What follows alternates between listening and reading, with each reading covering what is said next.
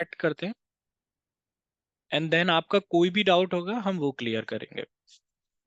तो मैंने आपको ये बताया कि ये सैटरडे संडे का सेशन रहेगा, अराउंड 3 मंथ्स हमें लगेंगे विद ऑटोमेशन के साथ कंप्लीट करने में। और रिकॉर्डिंग आपको मिलेगी उस दिन, जो भी मैंने कोड लिखा होगा, जो भी नोट्स होंगे वो आपको प्रोवाइडेड मैं करूंगा पोर्टल पे ही। तो पोर्टल का एक्सेस आपको केआर टीम देगी, क्योंकि ये सब केआर टीम हैंडल करती है।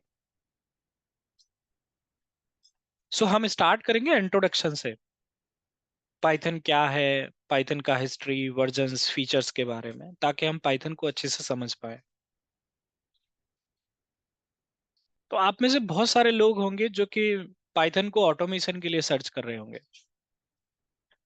जो आदमी एक 10 या 12 साल से काम कर रहा है इंडस्ट्री में एज ए डेवऑप्स इंजीनियर या किसी क्लाउड प्रोफाइल पे, जिसने प्रोग्रामिंग बहुत टाइम से नहीं पढ़ी, तो उसका एक क्वेश्चन रहता है कि मैं पाइथन प्रोग्रामिंग नहीं पढ़ने आया हूं, मैं पाइथन स्क्रिप्टिंग पढ़ने आया हूं, बिकॉज हम स्क्रिप्टिंग यूज करते हैं ऑटोमेशन पर्पज के लिए। तो यहाँ एक थोड़ा सा कंफ्यूजन रहता है कि प्रोग्रामिंग और स्क्रिप्टिंग में डिफरेंस क्या होता है, क्या ये दोनों सेम है या फिर दोनों अलग है। क्योंकि वहीं हम एक सेंटेंस यूज करते हैं Python is A scripting language, and वहीं हम दूसरा सेंटेंस भी यूज करते हैं Python is A programming language. ताकि आपको कोई कंफ्यूजन ना हो दोनों में, हम ये डिस्कस करेंगे कि प्रोग्रामिंग में और स्क्रिप्टिंग में एग्जैक्टली डिफरेंस होता क्या है। तो पाइथन फिर एक प्रोग्रामिंग है या स्क्रिप्टिंग है, या फिर पाइथन दोनों ही है? डेफिनेटली। अच्छा, एक चीज और मैं आपको यहाँ पे अच्छे से समझा दूं। आप सबका एक कंसर्न रहता है, अब अगर कोई प्रोग्रामिंग बैकग्राउंड से है तो उसका ये कंसर्न नहीं हो सकता, लेकिन जो भी प्रोग्रामिंग बैकग्राउंड से नहीं है उसका कंसर्न हमेशा यही रहता है कि मुझे अभी तक कोई भी प्रोग्रामिंग नहीं आती, या मुझे आती थी तो वो मेरे कॉलेज टाइम पे आती थी, जो मैंने बहुत टाइम पहले छोड़ दी। अभी मैं एक डेवऑप्स प्रोफाइल पे काम कर रहा हूँ, या मैं क्लाउड प्रोफाइल पे काम कर रहा हूँ, या मैं किसी एक ऐसी प्रोफाइल पे काम कर रहा हूँ नेटवर्किंग में या किसी में भी जिसमें प्रोग्रामिंग का यूज नहीं होता। तो बहुत टाइम हो गया मैंने कोई भी प्रोग्रामिंग नहीं पढ़ी। तो क्या पाइथन सीखने के लिए मुझे पहले से कोई प्रोग्रामिंग आनी चाहिए? और अगर मुझे कोई भी प्रोग्रामिंग नहीं आती तो क्या मैं पाइथन सीख पाऊंगा? बिल्कुल। पाइथन के लिए आपको पहले से कोई प्रोग्रामिंग आनी चाहिए, ऐसी कोई प्रीरिक्विजिट नहीं है। पाइथन का कोई भी प्रोग्रामिंग की बैकग्राउंड अगर आपको नहीं आता, तब भी आप पाइथन सीख सकते हैं। आपने जैसे सुना होगा कि अगर कोई जावा पढ़ने जाता है तो उसको बोलते हैं कि भाई आप पहले सी या सी प्लस प्लस पढ़ के आओ। तो आप पाएंगे कि पाइथन सी प्रोग्रामिंग से भी आसान है पढ़ने में। और यही इसका सबसे ज्यादा पॉपुलर होने का रीजन है आज के टाइम इंडस्ट्री में, क्योंकि पाइथन इजी टू लर्न है। कोई भी एक नॉन टेक्निकल पर्सन भी पाइथन पढ़ सकता है। चलो हम तो टेक्निकल हैं क्योंकि हम आईटी इंडस्ट्री से आते हैं। मैं आपको एक एग्जांपल देता हूं। आजकल आप देखते हैं कि मशीन लर्निंग, डेटा साइंस और एआई की तरफ वो लोग भी मूव हो रहे हैं जो आईटी इंडस्ट्री से नहीं है। आपने देखा होगा एमबीए वाले लोग, एमबीए में आपने देखा होगा एक बिजनेस एनालिटिक्स करके होता है, वो लोग भी डेटा साइंस और मशीन लर्निंग और एआई की तरफ मूव हो रहे हैं। मतलब नॉन टेक्निकल पर्सन जो कि आईटी इंडस्ट्री में है ही नहीं, वो भी मशीन लर्निंग की तरफ आ रहे हैं। तो सबसे बड़ा बिग चैलेंज उनके सामने रहता है कि अब कहाँ से स्टार्ट करें, क्योंकि मशीन लर्निंग करना हो या किसी को एआई करना हो या डेटा साइंस करना हो या डेटा एनालिटिक्स करना हो, उसके लिए उसको एक प्रोग्रामिंग आनी चाहिए। या तो वो पाइथन सीख सकते हैं आप, या वो आप आर सीख सकते हैं, या सेस सीख सकते हैं, कोई और भी प्रोग्रामिंग आप सीख सकते हैं। वहां सबसे आसान उनके लिए जो प्रोग्रामिंग रहती है वो पाइथन रहती है। मतलब एक आदमी जो कि आईटी से नहीं है, वो भी पाइथन सीख के उस फील्ड में जा सकता है। तो हमारे लिए ये बहुत बड़ा क्वेश्चन नहीं हो सकता। इसलिए मैं हमेशा बोलता हूं कि अगर मुझे कोई भी प्रोग्रामिंग नहीं आती है, और मैं एक बिल्कुल फ्रेशर हूं, मैं 12th पास आउट स्टूडेंट भी हूं, तब भी मैं पाइथन आसानी से सीख सकता हूं। पाइथन इतना आसान और इजी टू लर्न प्रोग्रामिंग है। There is no prerequisite, and you will see this. Okay. तो अगर आपके माइंड में ये क्वेश्चन है कि क्या मुझे पहले से कोई प्री रिक्विजिट में आनी चाहिए प्रोग्रामिंग, बिल्कुल भी नहीं। I am going to treat all of you कि आपको अभी तक कुछ भी नहीं आता। हम बिल्कुल जीरो से स्टार्ट करेंगे। अब चाहे आपको 10 साल का एक्सपीरियंस है, चाहे आपको 20 साल का एक्सपीरियंस है, उससे कोई फर्क नहीं पड़ता। मैं हम यहाँ पे चीजें बिल्कुल जीरो से स्टार्ट करेंगे, बिल्कुल बिगनिंग से। तो कोई भी प्रोग्रामिंग जब आप पढ़ने जाते हैं तो हर प्रोग्रामिंग के कुछ बेसिक्स होते हैं जो हमें पढ़ने होते हैं। जैसे कि उसके वेरिएबल्स हो गए, डेटा टाइप्स हो गए। तो पाइथन के अपने खुद के डेटा टाइप्स होते हैं, ऑपरेटर्स होते हैं, किस ऑपरेटर का क्या यूज होता है, ये सब बेसिक्स में हम लोग सीखते हैं। हम कैसे डिसीजन ले सकते हैं, क्योंकि हम कोई भी ऑपरेशन जब हम करते हैं, चाहे वो हम ऑटोमेशन के लिए एक स्मॉल सी स्क्रिप्ट ही लिख रहे हों, हम उसमें डिसीजंस हमेशा लेते हैं। ऑलवेज हम परफॉर्म करते हैं कोई भी action based on a decision. और डिसीजन लेने के लिए हमारे पास प्रोग्रामिंग में इफ एंड एल्स स्टेटमेंट होता है, जिसके थ्रू हम डिसीजन लेते हैं। एंड कोई भी टास्क अगर मुझे बार बार रिपीट करना है तो फिर हम लूप, यानी कि हमारे पास इफ एल्स है, लूपिंग कॉन्सेप्ट है, ब्रेक एंड कंटिन्यू है, जिसके थ्रू हम अपने लूप को कंट्रोल करते हैं। इनपुट एंड आउटपुट, हम कैसे इनपुट यूजर से रीड करेंगे, आउटपुट कैसे प्रिंट करेंगे। Now there is a topic which is called as type casting, यानी कि converting from one type to another type. देखो, पढ़ना किसी चीज को एक अलग चीज है। क्वेश्चन आता है कि मैं जो पढ़ रहा हूं अगर वो मेरे पास नहीं है तो वो मेरी डेली लाइफ पे क्या इंपैक्ट डालेगा। फॉर एन एग्जाम्पल, अगर सपोज करो हम लूप्स की बात करते हैं। अगर प्रोग्रामिंग में मेरे पास पाइथन में लूप नहीं है तो वो मेरे प्रोग्राम पे, यानी कि मेरे पाइथन प्रोग्राम पे जो भी प्रॉब्लम मैं सॉल्व कर रहा हूँ उस पर उसका क्या इम्पैक्ट पड़ेगा, और उसके एड ऑन होने से मुझे उसका क्या बेनिफिट मिलेगा। तब जाके मुझे एंड टू एंड नॉलेज मिलेगी कि लूपिंग कॉन्सेप्ट का एग्जैक्टली यूज केस क्या है। तो टाइप कास्टिंग क्या है, क्यों किया जाता है, ये सब हमें जानना पड़ेगा। Not only for type casting, हर एक टॉपिक के लिए हमें ये जानना पड़ेगा कि इसकी जरूरत हमें प्रोग्रामिंग में क्यों पड़ती है और इसके एड ऑन होने से हमें क्या बेनिफिट मिलता है। तब फिर तीसरी चीज आती है कि उसका सिंटेक्स क्या है। फिर चौथी चीज आती है कि अब उसका यूज केस क्या है। ऐसे स्टेप बाय स्टेप चीजों को पढ़ना और समझना होता है कि अगर ये नहीं है तो मेरे सामने क्या प्रॉब्लम है, अगर ये है तो मुझे क्या एड ऑन मिला। तीसरा, अब इसका सिंटेक्स क्या है। चौथा, अब इसका यूज केस क्या है। तब आप एक टॉपिक की end to end knowledge get कर पाते हैं। तो हमारे पास टाइप कास्टिंग है, अब ये क्या है, क्यों है, वो सब हम आगे समझेंगे, अभी नहीं। हमारे पास स्ट्रिंग है, स्ट्रिंग के बहुत सारे मेथड्स होते हैं जिनके थ्रू हम अपने आउटपुट वगैरह को फॉर्मेट करते हैं। पाइथन में डायरेक्टली एरे नहीं होते मल्टीपल डेटा के साथ काम करने के लिए। हमारे पास में लिस्ट होता है, टुपल होता है और डिक्शनरी होता है। As I said, array directly नहीं होते, लेकिन किस तरीके से होते हैं वो एक अलग क्वेश्चन है, क्यों नहीं होते वो भी एक अलग क्वेश्चन है। लेकिन अभी के लिए हमारे पास, हम मोस्ट ऑफ डेली लाइफ में एरे की जगह पाइथन में लिस्ट डेटा स्ट्रक्चर यूज करते हैं। तो हमारे पास लिस्ट है, टुपल है, डिक्शनरी है, सेट है, ये कुछ कॉमनली यूज्ड डेटा स्ट्रक्चर है जो हम पर डे लाइफ में यूज करते हैं डेटा, सॉरी, पाइथन में। डेट एंड टाइम, हम सिस्टम की डेट कैसे निकालेंगे, डेट को फॉर्मेट कैसे करेंगे। फॉर्मेट के भी कई सारे तरीके होते हैं। एक फॉर्मेट होता है कि मुझे डेट का जो फॉर्मेट है वो चेंज करना है, जैसे ईयर, मंथ और डे से मुझे डे, मंथ, ईयर में जाना है। या जो टाइम 24 आवर्स है उसे मुझे 12 आवर्स में चेंज करना है। एक फॉर्मेट होता है कि मेरा टाइम जो कि किसी और फॉर्मेट में है, मुझे उसे यूटीसी फॉर्मेट में कन्वर्ट करना है। तो अगर आप जैसे काम कर रहे हैं क्लाउड पे, मान लो आपका एक सिनेरियो है जिसमें आपको एक S3 बकेट में से फाइल्स को डिलीट करना है एक टाइम के बेसिस पे। तो जब आप AWS में से एक S3 बकेट में जाके एक ऑब्जेक्ट के अंदर देखेंगे, जब आप उसका टाइम निकालेंगे तो वो टाइम यूटीसी फॉर्मेट का टाइम आपको रिटर्न होता है। मैं अपने लोकल सिस्टम पे टाइम निकालूंगा तो वो यूटीसी नहीं होगा। तो जब दोनों चीज कंपेटेबल नहीं होंगी तो हम उनको कंपेयर नहीं कर पाएंगे, और कंपेयर नहीं कर पाएंगे तो हमारा सिनेरियो नहीं बनेगा। तो हम अपने टाइम को यूटीसी में कैसे कन्वर्ट करेंगे, डिफरेंस कैसे निकालेंगे दो डेट का। डेट में डेज भी ऐड करते हैं, कभी कभी हम लोग सब्सट्रैक्ट भी करते हैं। बहुत सारे ऑपरेशंस होते हैं डेट एंड साइंस से रिलेटेड जो कि हम डेली लाइफ में यूज करते हैं, वो हम देखेंगे। पाइथन में फंक्शन क्या है, हम फंक्शन कैसे डिफाइन करते हैं, क्यों डिफाइन करते हैं, फंक्शन में कितने तरीके के आर्गुमेंट और पैरामीटर होते हैं, फंक्शन को कॉल कैसे करते हैं।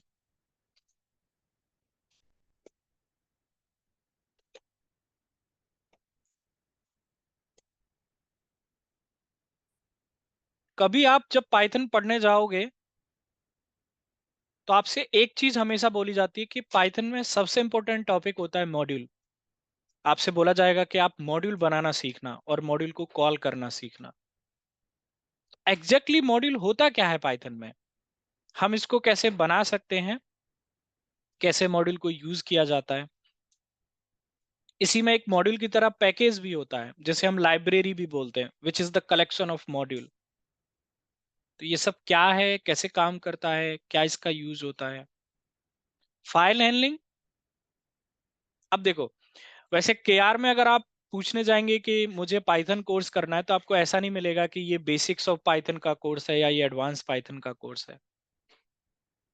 लेकिन अगर आप एक बाउंड्री लाइन करना चाहते हैं तो यहाँ तक का जो भी अभी तक मैंने आपको दिखाया वो बेसिक पाइथन था, और यहाँ से एडवांस पाइथन स्टार्ट होता है। ऐसे आप एक बाउंड्री लगा सकते हैं। तो पहला टॉपिक है इसमें फाइल हैंडलिंग, जिसमें हम सीखते हैं डिफरेंट डिफरेंट टाइप्स की फाइल को रीड करना और राइट करना। जैसे टेक्स्ट फाइल हो गया, सीएसवी फाइल हो गया, एक्सेल फाइल हो गया, जेसन फाइल हो गया, यमएल फाइल हो गया, कॉन्फ़िग फाइल हो गई, टॉमल फाइल हो गई। बहुत सारे तरीके की फाइल्स हैं।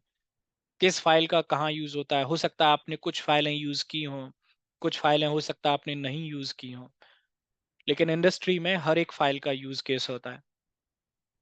तो हम उनको कैसे रीड एंड राइट करते हैं, डायरेक्टरी कैसे बना सकते हैं, फाइल की परमिशन कैसे चेंज कर सकते हैं, फाइल की स्टेट्स कैसे निकाल सकते हैं। बहुत सारे फंक्शंस होते हैं यहाँ पे फाइल को कंप्रेस करने के लिए,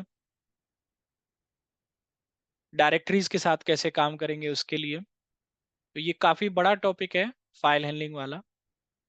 उसके बाद एक्सेप्शन हैंडलिंग आता है। एक्सेप्शन क्या होती है, कोई भी ऐसी एबनॉर्मल कंडीशन जो मेरे प्रोग्राम के या जो मेरे प्रोग्राम को एबनॉर्मली टर्मिनेट कर दे, उसे हम एक्सेप्शन बोल सकते हैं। मतलब किसी एक कंडीशन की वजह से अगर आपका प्रोग्राम एबनॉर्मली टर्मिनेट हो जाता है, तो हम उस टर्मिनेशन को कैसे हैंडल कर सकते हैं, इसे हम एक्सेप्शन हैंडलिंग कहते हैं। यानी कि प्रोग्राम में रन होते टाइम जो एक्सेप्शन आई, जिसकी वजह से आपका प्रोग्राम एबनॉर्मली टर्मिनेट हुआ, आप ऐसा क्या कर सकते हैं कि जिससे आपका प्रोग्राम एबनॉर्मली मिड में टर्मिनेट ना हो। क्योंकि अगर आपका प्रोग्राम मिड में टर्मिनेट हो गया तो इवन लॉग्स भी जनरेट नहीं होंगे। तो अगर लॉग्स भी जनरेट नहीं होंगे तो आप बाद में जाके ये भी नहीं चेक कर पाएंगे कि एग्जैक्टली रीजन था क्या आपके प्रोग्राम का ब्रेक होने का। सपोज करो एक प्रोग्राम को आपने प्रोडक्शन में शेड्यूल किया ऑन ए स्पेसिफिक टाइम, अब आप उस टाइम पे अवेलेबल नहीं है, आपका प्रोग्राम ब्रेक हुआ, नेक्स्ट डे आके जब आपने आपने देखा कि जो एक्सपेक्टेड आउटपुट था वो आया ही नहीं। अब जब एक्सपेक्टेड आउटपुट नहीं आया तो आप किस पे रिलाय करते हैं, आप टोटली रिलाय करते हैं किस पे, लॉग्स पे, ताकि आप चेक करवाएं कि क्या रीजन था। अगर आपका प्रोग्राम मिड में ही ब्रेक हो गया, वो सक्सेसफुली कंप्लीट नहीं हुआ, तो लॉग्स भी जनरेट नहीं हुआ। अब जब मेरे पास लॉग्स ही नहीं होगा तो ये मेरे लिए बहुत ज्यादा टाइम कंज्यूमिंग होगा ये फाइंड आउट करना कि क्या रीजन था मेरा प्रोग्राम सक्सेसफुली कंप्लीट नहीं हुआ। इसलिए हम एक्सेप्शंस को हैंडल करके चलते हैं, और ये हमारे प्रोग्राम का सबसे इंपॉर्टेंट पार्ट होता है, एक्सेप्शन हैंडलिंग। अब ये एक ऊप्स कॉन्सेप्ट है, ऑब्जेक्ट ओरिएंटेड प्रोग्रामिंग। आप में से ऑब्वियसली आपने एटलीस्ट नहीं पढ़ा होगा तो सुना होगा, जैसे जावा एक ऑब्जेक्ट ओरिएंटेड प्रोग्रामिंग है, तो पाइथन ऊप्स को सपोर्ट करता है। अगर आप में से कोई भी डेवलपर प्रोफाइल पे जाना चाहता है, जैसे आप में से कोई वेबसाइट डेवलपमेंट में जाना चाहता है या आप में से कोई सॉफ्टवेयर डेवलपमेंट में जाना चाहता है, तो उसे ऊप्स 100% आना चाहिए। लेकिन अगर आप में से कोई ऑटोमेशन में जाना चाहता है, तो अगर वो ऊप्स को स्किप करता है तो चलेगा। लेकिन अगर आपको ऊप्स का इंट्रोडक्शन आता है कि वो किन प्रिंसिपल्स पे काम करता है और ऊप्स कैसे काम करता है, तो ये आपके लिए बहुत बड़ा प्लस पॉइंट होगा। क्योंकि आप देखेंगे कि जब हम ऑटोमेशन करेंगे, वहां हम जितनी भी एपीआई पढ़ेंगे जिनके थ्रू हम ऑटोमेशन करेंगे, पाइथन की प्री डिफाइन एपीआईज, आप देखेंगे कि वो ऊप्स बेस्ड इंप्लीमेंटेड हैं। इवन अगर आप पाइथन को भी मुड़ के जब वापस देखेंगे ऊप्स पढ़ने के बाद, तो आप देखेंगे कि पाइथन भी कई सारी जगहों पे ऊप्स बेस्ड इंप्लीमेंटेड है। तो ये मुझे उन एपीआईज को समझने में और पाइथन को समझने में और अच्छे से हेल्प करेगा। यही एक रीजन है कि हमने ऊप्स को यहाँ पे रखा। तो जो एक किसी भी प्रोफाइल पे जाना चाहता है, चाहे वो डेवलपर प्रोफाइल पे जाना चाहता है या वो एक डेटा साइंस, मशीन लर्निंग या फिर ऑटोमेशन, ये हर किसी की रिक्वायरमेंट में फुलफिल होता है। तो ऊप्स आना चाहिए, और बहुत सारे स्क्रिप्टिंग के प्रोग्राम और ऑटोमेशन के प्रोग्राम आजकल हम ऊप्स बेस्ड इंप्लीमेंट करते हैं। Multithreading by which we can get concurrency, यानी कि मल्टीटास्किंग हम प्रोग्राम में कैसे गेट कर सकते हैं मल्टी थ्रेडिंग के थ्रू। हम ट्रिगर मेल कैसे शेड्यूल कर सकते हैं पाइथन के मेल सेंडिंग प्रोग्राम के थ्रू। यानी कि पाइथन हमें एक मॉड्यूल प्रोवाइड करता है जिसके थ्रू हम मेल सेंड कर सकते हैं, चाहे वो HTML मेल हो या फिर वो टेक्स्ट मेल हो, प्लेन टेक्स्ट मेल, किसी भी तरीके का मेल हम सेंड कर सकते हैं। तो अगर मैं चाहता हूं कि जब मेरी जॉब फेल हो जाए मिड में, तो मुझे एक मेल आना चाहिए, या मेरी जॉब सक्सेसफुली एग्जीक्यूट हो जाए तो भी मुझे एक मेल आना चाहिए कि भाई आपकी जॉब सक्सेसफुली एग्जीक्यूट हुई और ये डेटा आपका अपडेट हो गया, something like that. A trigger mail अगर आप डिफाइन करना चाहते हैं, we can define using Python that also. Regular expression, जिसके थ्रू पैटर्न बनाया जाता है।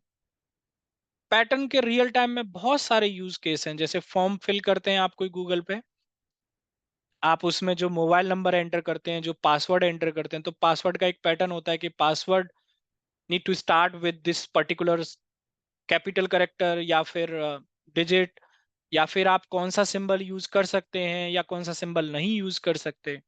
ये सब किसके थ्रू डिफाइन करते हैं? रेगुलर एक्सप्रेशन के लिए। इवन सर्चिंग के लिए, जैसे आई डोंट नो आपने कितनों ने देखा होगा, बट मान लो मेरा एक यूज केस है जहां एक डायरेक्टरी में बहुत सारी फाइल्स रखी हुई हैं, and I am searching file based on pattern. मैंने कहा मुझे वो फाइल्स को सर्च करना है जिनके स्टार्टिंग में एलोकेशन या कोई भी वर्ड आप कह लो, पीछे फिर कुछ भी हो सकता है, and the file is dot P S V suppose. तो हम ये पैटर्न कैसे स्पेसिफाई करेंगे? मतलब मैं कह रहा हूं कि वो फाइल जो ए से स्टार्ट हो रही है जिसका नाम बी, फिर आगे कुछ भी हो सकता है, and file dot P Y होनी चाहिए या डॉट सी एस वी होनी चाहिए। तो दीज कपल ऑफ रिक्वायरमेंट, या फिर आप एक फाइल में एक पैटर्न सर्च कर रहे हैं, आपने कहा वो लाइन सर्च करो जो इस पर्टिकुलर पैटर्न से स्टार्ट हो कर रही है, या वो वर्ड सर्च करो जो इस पर्टिकुलर पैटर्न से स्टार्ट हो रहा है या एंड हो रहा है। So we have such kind of scenarios that can be fulfilled using the regular expression। बड़ा इंटरेस्टिंग और बड़ा ही यूजफुल टॉपिक है। डेटाबेस कनेक्शन हम कैसे बनाएंगे पाइथन के थ्रू, चाहे वो माई एसक्यूएल हो, रैकल हो, एसक्यूएल सर्वर हो। अगर आप डेटा साइंस में जाते हैं या मशीन लर्निंग में जाते हैं, तो डेटाबेस कनेक्शन बना के हम डेटा को लोड करते हैं एनवायरनमेंट में, तब हम उस डेटा पे काम करते हैं। तो डेटाबेस कनेक्शन हमारे लिए इंपॉर्टेंट होता है उस केस में।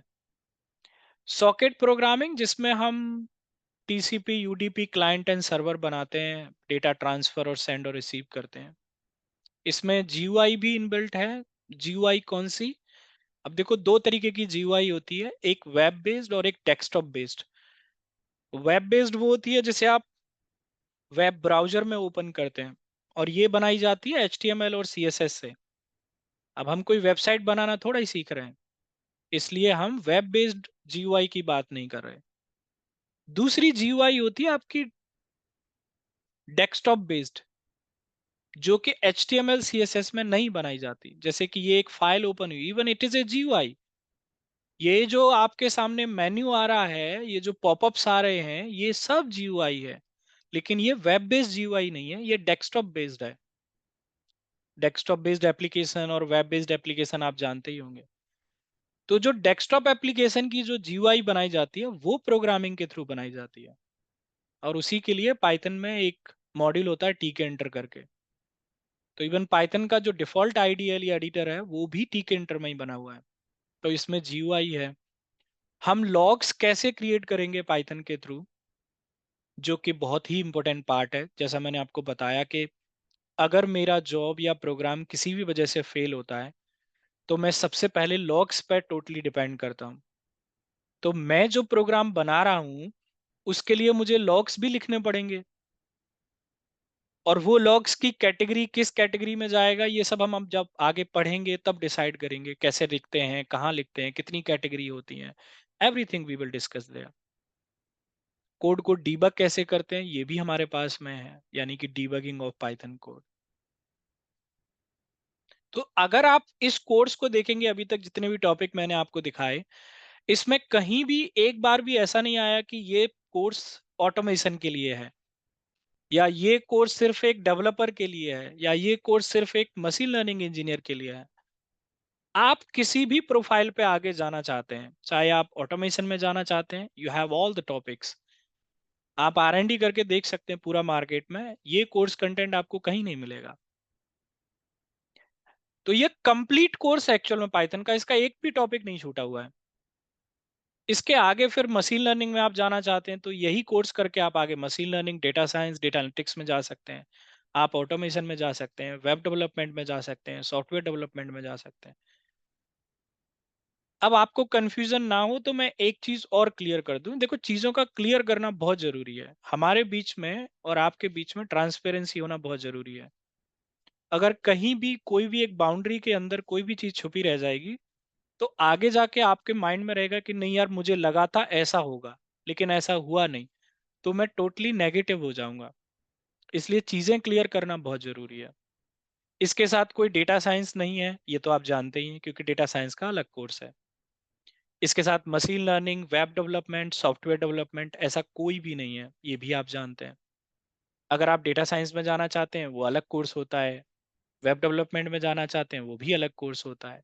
इसके बाद फिर सारी चीजें अलग होती हैं, इसके फर्दर आगे नेक्स्ट स्टेप आप कह सकते हैं। लेकिन हम पाइथन के साथ में ऑटोमेशन देते हैं, ये आप जानते हैं। तो अब आप में से बहुत सारे लोग ऑटोमेशन से रिलेटेड हैं, लेकिन एक दो हो सकता है जिसको पता ही ना हो कि ऑटोमेशन होता क्या है। तो अगर सिंपल भाषा में समझे ऑटोमेशन क्या है, कोई भी ऐसा टास्क जो आप मैन्युअली परफॉर्म कर रहे थे, वो कुछ भी हो सकता है। वो टास्क हो सकता है कि आप ए ड्राइव से एक फाइल को कॉपी करके बी ड्राइव में कॉपी कर रहे हो। डेली आप करते हो, एक फाइल को आप कॉपी करते हो ए ड्राइव से और बी ड्राइव में आप उसको पेस्ट कर देते हो। आप डेली ये मैनुअली करते हो। इसी के लिए आपने एक प्रोग्राम लिख दिया। अब वो काम जो आप मैनुअली कर रहे थे वो अब आपका प्रोग्राम कर रहा है। तो आपके बिहाफ पे वो प्रोग्राम डेली एग्जीक्यूट होगा और ए ड्राइव से फाइल को कॉपी करके बी ड्राइव में पेस्ट करेगा। ये ही हम ऑटोमेशन कह रहे हैं। कोई भी काम किसी भी तरीके का जो मैं मैनुअली अपने सिस्टम पे परफॉर्म कर रहा हूं, उसे मैं एक पाइथन प्रोग्राम के थ्रू ऑटोमेट कर सकता हूं। ये ऑटोमेशन है। तो अगर आप ऐसा कोई भी काम नहीं कर रहे तो फिर ऑटोमेशन आपके लिए नहीं है। अगर आप मशीन लर्निंग में जाना चाहते हैं तो आपके लिए ऑटोमेशन नहीं है। आप सॉफ्टवेयर डेवलपमेंट में जाना चाहते हैं तो भी आपके लिए ऑटोमेशन नहीं है। जो एक काम कर रहा है इंडस्ट्री में ऑलरेडी पहले से, उसके लिए ऑटोमेशन है। अब ऑटोमेशन में क्या क्या है, सिस्टम एडमिन पे अगर आप काम करते हैं तो हम उससे रिलेटेड ऑटोमेशन डेफिनेटली कवर करेंगे। अगर आप क्लाउड पे हैं, चाहे वो AWS क्लाउड है या अजोर है या GCP है, हम उससे रिलेटेड ऑटोमेशन कवर करेंगे। जैसे आपने सुना होगा, AWS के लिए बूटो 3 API यूज होता है। अजोर के लिए अजोर SDK है, जिसमें माइक्रोसॉफ्ट का अपना लिखा हुआ खुद का SDK है। सबका लेकिन अलग अलग मॉड्यूल्स होता है, वो हम बाद में देखेंगे अभी। एंड GCP के लिए GCP का है। देन आप अगर डेवऑप्स में है, जैसे आपके पास में डॉकर है, गिट है, एंसिबल है, इन सब के लिए पाइथन में मॉड्यूल्स है। डॉकर के लिए एक डॉकर SDK है, हम पढ़ेंगे वो कैसे इमेज बनाते हैं, कैसे हम कंटेनर बना सकते हैं, यानी कि पूरी की पूरी CI/CD की पाइपलाइन हम पाइथन के थ्रू कैसे लिख सकते हैं इंटीग्रेट करके। नेटवर्किंग में है अगर आप, तो नेटवर्किंग से रिलेटेड ऑटोमेशन। ऑटोमेशन में आप देखेंगे मैंने कहीं कोई कोर्स नहीं लिखा हुआ कि मैं बस यही पढ़ाऊंगा। हाँ, मैंने कुछ सेट ऑफ मॉड्यूल्स का यहाँ पे नाम लिखा हुआ है, जैसे कि हम ये मॉड्यूल्स पढ़ेंगे, OS हो गया, सब प्रोसेस हो गया, बट ऐसा नहीं कि बस यही मॉड्यूल पढ़ेंगे। इसलिए ऑटोमेशन का कोई एक फिक्स कोर्स नहीं बनाया, क्योंकि इसका कोई कोर्स थोड़ा ही है। हर इंडिविजुअल आदमी की इंडिविजुअल रिक्वायरमेंट होती है ऑटोमेशन में। जैसे ग्रुप ऑफ पीपल्स हैं, those those they are working on cloud. Suppose करो 4 लोग काम कर रहे हैं AWS पे और 2 लोग काम कर रहे हैं Azure पे, we have to cover both. ऐसा नहीं कि फिर हम बस AWS ही पढ़ेंगे। इसलिए यहाँ कोई स्पेसिफिक नहीं है कि मैं बस यही कवर करने वाला हूँ। तो अगर ऐसा कोई भी टॉपिक या मॉड्यूल जब हमने कवर कर लिया और मैं कवर नहीं कर पाया हूँ उसको, एंड इफ यू फील कि नहीं भाई मुझे ये भी समझना है, but it need to be related automation. ऐसा नहीं कि डेटा साइंस, मशीन लर्निंग या एआई या वेब डेवलपमेंट से रिलेटेड हो। If it is related to automation, my windows will be always open for you. आप कभी भी एड ऑन करवा सकते हैं कि सर मुझे ये मॉड्यूल भी पढ़ना है, या आप क्या मुझे समझा सकते हैं कि हम पाइथन के थ्रू एंसिबल पे या फिर किसी और पर्टिकुलर टूल पे कैसे काम कर सकते हैं। So if you have such type of requirement, हम उसे डेफिनेटली ऐड करेंगे और कवर भी करेंगे। तो आई बिलीव आपको कोर्स कंटेंट का जो स्ट्रक्चर है वो समझ में आया होगा। नाउ आई टोटली अंडरस्टैंड कि अब आपके माइंड में बहुत सारे क्वेश्चंस हैं, तो आप एक एक करके वो क्वेश्चंस क्लियर कर सकते हैं, फिर हम आगे प्रोसीड करेंगे। Hello sir. आशीष बात कर रहा हूँ। सर जी एक्चुअली बताइए। मैं स्टार्टिंग में 15 मिनट्स में ज्वाइन नहीं कर पाया था, एक्चुअली मेरे पास लिंक नहीं था। हम्म। तो स्टार्टिंग के 15 मिनट्स में मिस कर गया। मेरे दो क्वेश्चन है सर। पहला क्वेश्चन ये है कि हम पाइथन ही क्यों चूज करें? बहुत सारा प्रोग्रामिंग लैंग्वेज है, राइट?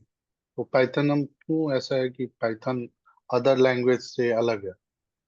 तो मुझे देखो, एक चीज तो आपका समझ में आ गया कि आप बता रहे हो कि इजी टू अंडरस्टैंड है।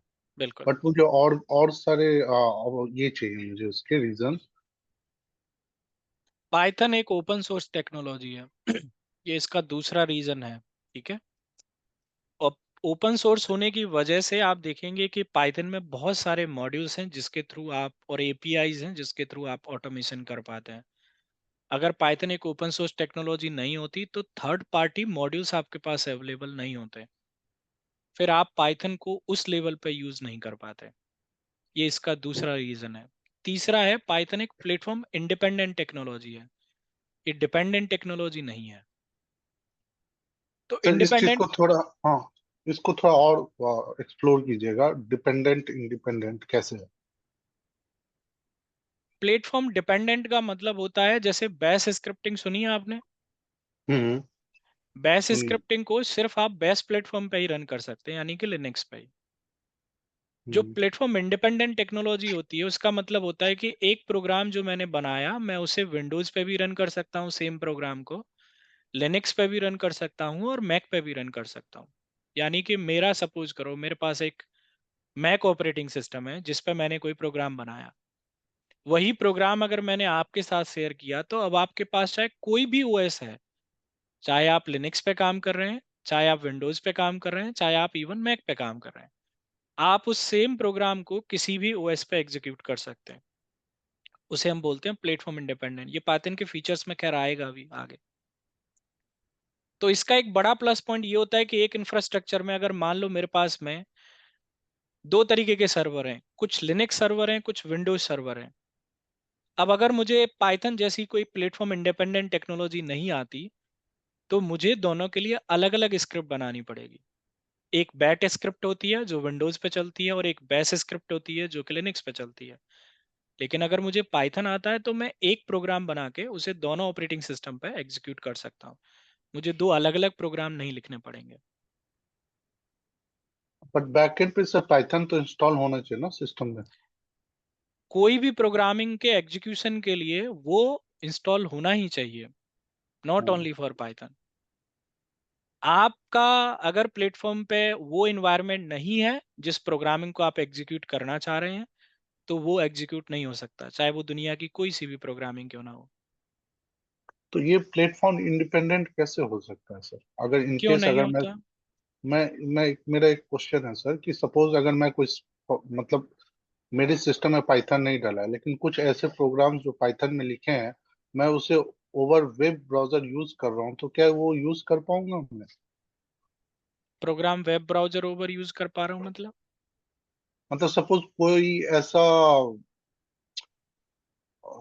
क्या, मतलब मुझे एग्जैक्ट वर्ड नहीं मिल रहा है, अगर वो पाइथन में लिखा हुआ है, ठीक हम्म। है, और वो कहीं अदर लोकेशन पे है, मैं थ्रू उसको यूआरएल एक्सेस करना चाह रहा हूँ अपने लोकल सिस्टम में, मतलब मेरे तो लोकल उसके लिए सिस्टम। मेरे यहाँ पे प्रोग्राम पाइथन का इंस्टॉल होने की क्या जरूरत है? वो तो एक वेबसाइट की तरह, आपकी कोई भी वेबसाइट जो जावा में बनी है, पीएचपी में बनी है, तो क्या आप उसके लिए अपने सिस्टम पे जावा या पीएचपी इंस्टॉल करते हैं? It's a different thing. I think you are on a wrong path. आप गलत डायरेक्शन में जा रहे हैं। प्लेटफॉर्म इंडिपेंडेंट का ये मतलब नहीं होता। प्लेटफॉर्म इंडिपेंडेंट का मतलब होता है एक प्रोग्राम को आप एग्जीक्यूट कर सकते हैं। We are talking about executing, ना कि एक वेबसाइट को एक्सेस करने की बात कर रहे हैं।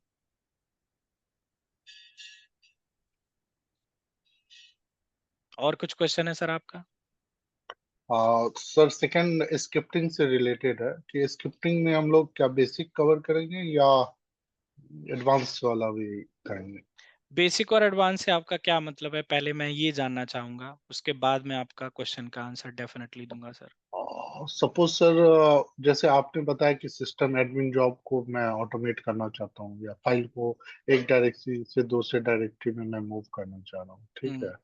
लेकिन सपोज एक मेरे कुछ सर्वर्स है, मान लो ABC एक सर्वर्स है जिसपे हम्म। मुझे एक पैकेज को इंस्टॉल करना है, ठीक है। हम्म। तो मैं एक अपने लोकल सिस्टम से या मेरे पास कोई भी एक कॉमन सर्वर है जिससे मैं उन तीनों सर्वर को एक्सेस कर पाऊँ ओवर SSH, और उस पैकेज को डिप्लॉय कर पाऊँ वो तीनों सर्वर पे, मतलब इस तरह की कॉम्प्लेक्स टास्क को एग्जीक्यूट कर पाऊंगा इट्स मैं। Not a complex task, it's a simple task. Python में एक मॉड्यूल होता है पैरामीको, जिसके थ्रू आपको एसएसएच करना है and you have to execute the command simply and will install your package. So ये कोई कॉम्प्लेक्स टास्क नहीं है, ये भी सिंपल डायरेक्शन टास्क है सर। ऐसे टास्क डेफिनेटली कवर होते हैं। और मैंने पहले ही बोला आपने उसमें स्टार्टिंग में कि ऐसा नहीं है कि मैं बस एक ही एग्जांपल, वो तो एक अभी उस टाइम पे आया तो मैंने बोला, वो तो एक एग्जांपल देने के लिए, मैंने वो भी नहीं बोला कि वो एक ऑटोमेशन टास्क है। कि फाइल कॉपी वो जस्ट टू एक्सप्लेन कि हम किस तरीके से क्या कर रहे हैं। वो ये नहीं था कि हम ऐसा ऑटोमेशन में करने वाले हैं। ठीक है सर। ओके सर, क्लियर है सर, थैंक यू। किसी और का कोई डाउट है? सर मैं देवेंद्र बोल रहा हूँ। मैंने एक्चुअली 20 मिनट लेट मेरे को लिंक मिला था, तो मेरे को तो पाइथन बिल्कुल भी नहीं आती है, तो मैं तो बेसिक से ही चलूंगा। तो मुझे मॉड्यूल और लाइब्रेरी में अंतर आप बता सको प्लीज? देखो वैसे तो मैंने बताया देवेंद्र स्टार्टिंग में ही कि भाई पाइथन के लिए कोई भी प्री रिक्विजिट नहीं है, हम बिल्कुल जीरो से ही स्टार्ट करेंगे। तो इसके लिए अगर आपको पहले से कुछ भी नहीं आता तो भी आप पाइथन पढ़ सकते हैं। तो मॉड्यूल जो होता है वो एक पाइथन फाइल होती है। पाइथन फाइल को हम मॉड्यूल बोलते हैं। It's a collection of functions, classes and variables. जैसे ओएस एक मॉड्यूल है, सब प्रोसेस एक मॉड्यूल है। और जब बहुत सारी पीवाई फाइल्स को हम एक डायरेक्टरी में रखते हैं, फिर हम उसे पैकेज और लाइब्रेरी बोलते हैं। तो मॉड्यूल एक कलेक्शन है बहुत सारे फंक्शंस का जो कि एक पीवाई फाइल है, एंड पैकेज और लाइब्रेरी कलेक्शन है बहुत सारे मॉड्यूल्स का। मॉड्यूल, ओके ठीक ओके। है। ठीक है सर, थैंक यू। विवेक बोल रहा हूँ मैं। जी विवेक एक्चुअली बताइए। मेरा बैकग्राउंड लिनक्स लिनक्स है और AWS है। हम्म। वर्किंग भी हूँ सर। हालांकि पाइथन के लिए मैं बिल्कुल नया हूँ, क्योंकि पाइथन पे कभी काम नहीं किया। हाउएवर मतलब कि छोटी मोटी जॉब जो बैश स्क्रिप्टिंग पे होती है वो मैंने बनाया है, तो डिसाइडेड कि हम पाइथन सीखें। हम्म। तो पहले तो मैं ये होप करता हूँ कि मैं इस पे ज़्यादा अच्छा कर सकूँ, क्योंकि ऐसा आपने बताया कि जो काम हम बैश स्क्रिप्ट से कर सकते हैं उसको और बेटर वे से पाइथन से कर सकते हैं। बिल्कुल। बट सर यहाँ पे जो मेरा क्वेश्चन है, मतलब that is not the question, hmm. कि क्योंकि वर्किंग भी हूँ, तो हम इस चीज को कैसे प्रैक्टिस कर पाएंगे, ताकि हम जैसे कि मैं देखता हूँ कुछ कमांड वगैरह जब तक आप उसका प्रैक्टिस न करते हैं या उसको पढ़ते नहीं रहते हैं तो भूल जाते हैं। तो मैं इसमें आपका, क्योंकि आप ऑलरेडी करते हैं, आप बस और लोग आते होंगे, तो उस चीज को हम कैसे करें ताकि हम उसको प्रैक्टिस भी करते रहें? कुछ ऐसा रेफरेंस वगैरह देंगे या कैसे? मतलब मैं उसमें नहीं थोड़ा नहीं, सा मैं आपका गाइडेंस क्वेश्चंस चाहता हूँ। दूंगा, प्रैक्टिस के लिए क्वेश्चंस दूंगा इस टॉपिक पढ़ने के बाद में, सब कुछ मैं प्रोवाइड करूंगा, आप उसकी चिंता ना करें। बस आपको टाइम निकालना है। तो होता क्या है Vivek ji, to be frank and clear, होता क्या है कि भाई देखो आप भी काम कर रहे हैं, मैं भी काम कर रहा हूँ। तो मुझे पता है कि ऑफिस में मंडे टू फ्राइडे क्या हालात रहते हैं। अब 2 दिन मिलते हैं, करेक्ट। सैटरडे संडे, वो फिर हर आदमी ये चाहता है कि मैं थोड़ा बहुत फैमिली के साथ स्पेंड करूं। उसमें से मेरा जैसा आदमी वीकेंड में भी काम करता है। तो I can totally understand, but यहाँ पे पता है प्रॉब्लम क्या होती है। तो जैसे आपने अभी कहा कि मैं प्रैक्टिस कैसे करूँ, तो जब हम टाइम नहीं निकाल पाते ना प्रैक्टिस के लिए, जैसे मैंने कोई टॉपिक पढ़ाया, मान लो आज ए टॉपिक, अगर आपने उसको बैकएंड में आधा घंटा भी नहीं दिया तो फिर बी टॉपिक जब आप पढ़ेंगे सर, तो आपको वहां पे फिर थोड़ा सा लैक होने लगेगा। तो आप जो प्रैक्टिस की बात कर रहे हैं, ये टोटली मेरे ऊपर आता है कि मैं आपको क्वेश्चंस प्रोवाइड करूं, पहला पॉइंट। अब दूसरा पॉइंट टोटली अब आपके ऊपर जाता है कि अब आप उसकी प्रैक्टिस करें।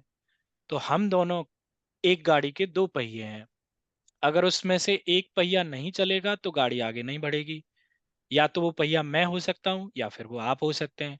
इसलिए हम दोनों को एक साथ मिलके एक ट्यूनिंग में चलना है, तभी हम दोनों मिलके आगे बढ़ सकते हैं। और यही मैं उम्मीद करता हूँ कि हम सब लोग एक साथ मिलके आगे बढ़ेंगे।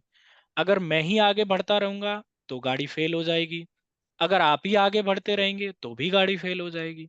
तो हम दोनों को मिलना है, मिलके चलना है। तो मैं आपको डेफिनेटली प्रैक्टिस क्वेश्चंस प्रोवाइड करूंगा। ठीक है, जैसे जैसे बेसिक पढ़ रहे हैं तो बेसिक क्वेश्चंस, फिर एडवांस पढ़ रहे हैं तो एडवांस क्वेश्चंस मैं आपको प्रोवाइड करूंगा। बस आपको टाइम निकालना है और उसका प्रैक्टिस करना है सर। जो भी डाउट्स होते हैं वो कुछ हम इसके नेक्स्ट सेशन में रेफरेंस, डिस्कस कुछ करते हैं। बुक मानी कुछ गाइड वगैरह, कुछ पीडीएफ वगैरह ऐसा कुछ देंगे कि कोई नहीं ये जरूरत वाला आप नहीं है, प्रेफर कर? कोई जरूरत नहीं है। देखो बुक्स में क्या होता है, जरूर। थ्योरी होती है। आप कहेंगे मैं गूगल से आपको दे दूंगा डाउनलोड करके, मैं आपको अपने नोट्स प्रोवाइड करूंगा, पर वो पीडीएफ नहीं है। और वो सिंपल वर्ड में या नोटपैड फाइल्स में लिखे हुए नोट्स हैं।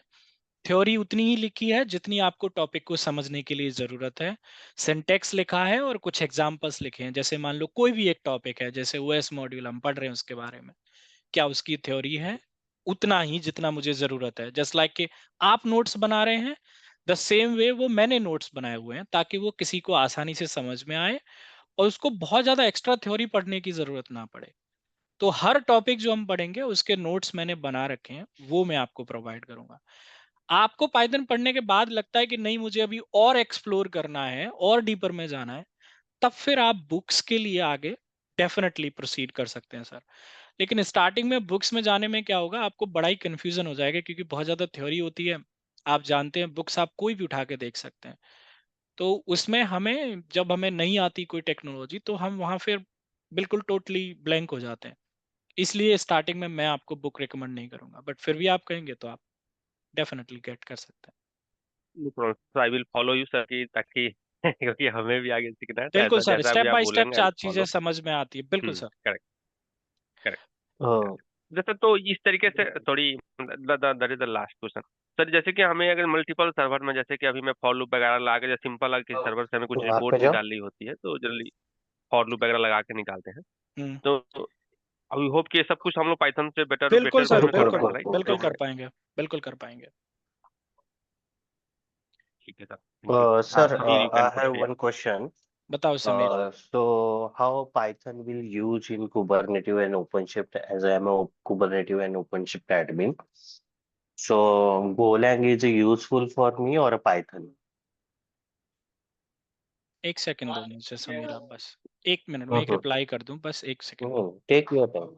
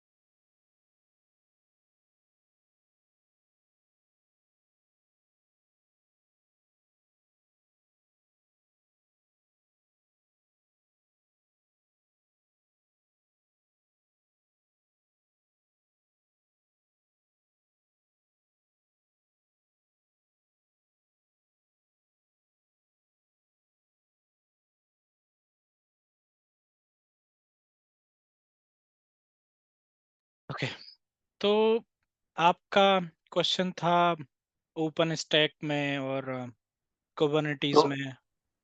ओपन शिफ्ट और कुबरनेटिस में, और मेरा फ्यूचर में कौन सा लैंग्वेज पढ़ना ठीक रहेगा, पाइथन और गोलैंग, देखो पाइथन के दोनों साथ में ही गोलैंग? अलग अलग जगह पे यूज होती हैं। पाइथन भी यूज होता है डिप्लॉइंग मैनेजिंग रिसोर्सेज के लिए, पॉड सर्विसेज, इन सब के लिए आप यूज कर सकते हैं पाइथन का एक पैकेज होता है कुबरनेटिस करके। हम्म। हम्म। मॉनिटरिंग करने के लिए हेल्थ वगैरह क्लस्टर की आप उसके लिए यूज कर सकते हैं। स्केलिंग वर्कलोड्स वगैरह के लिए प्रोग्रामेटिकली अगर आप करना चाहते हैं, उसके लिए आप यूज कर सकते हैं। आप इन सब के लिए आप पाइथन का यूज करते हैं कुबरनेटिस में। द सेम वे हम लोग ओपन स्टैक में भी यूज करते हैं। ओपन स्टैक में तो आप में से कोई अगर काम कर रहा है तो बहुत सारे जो ओपन स्टैक के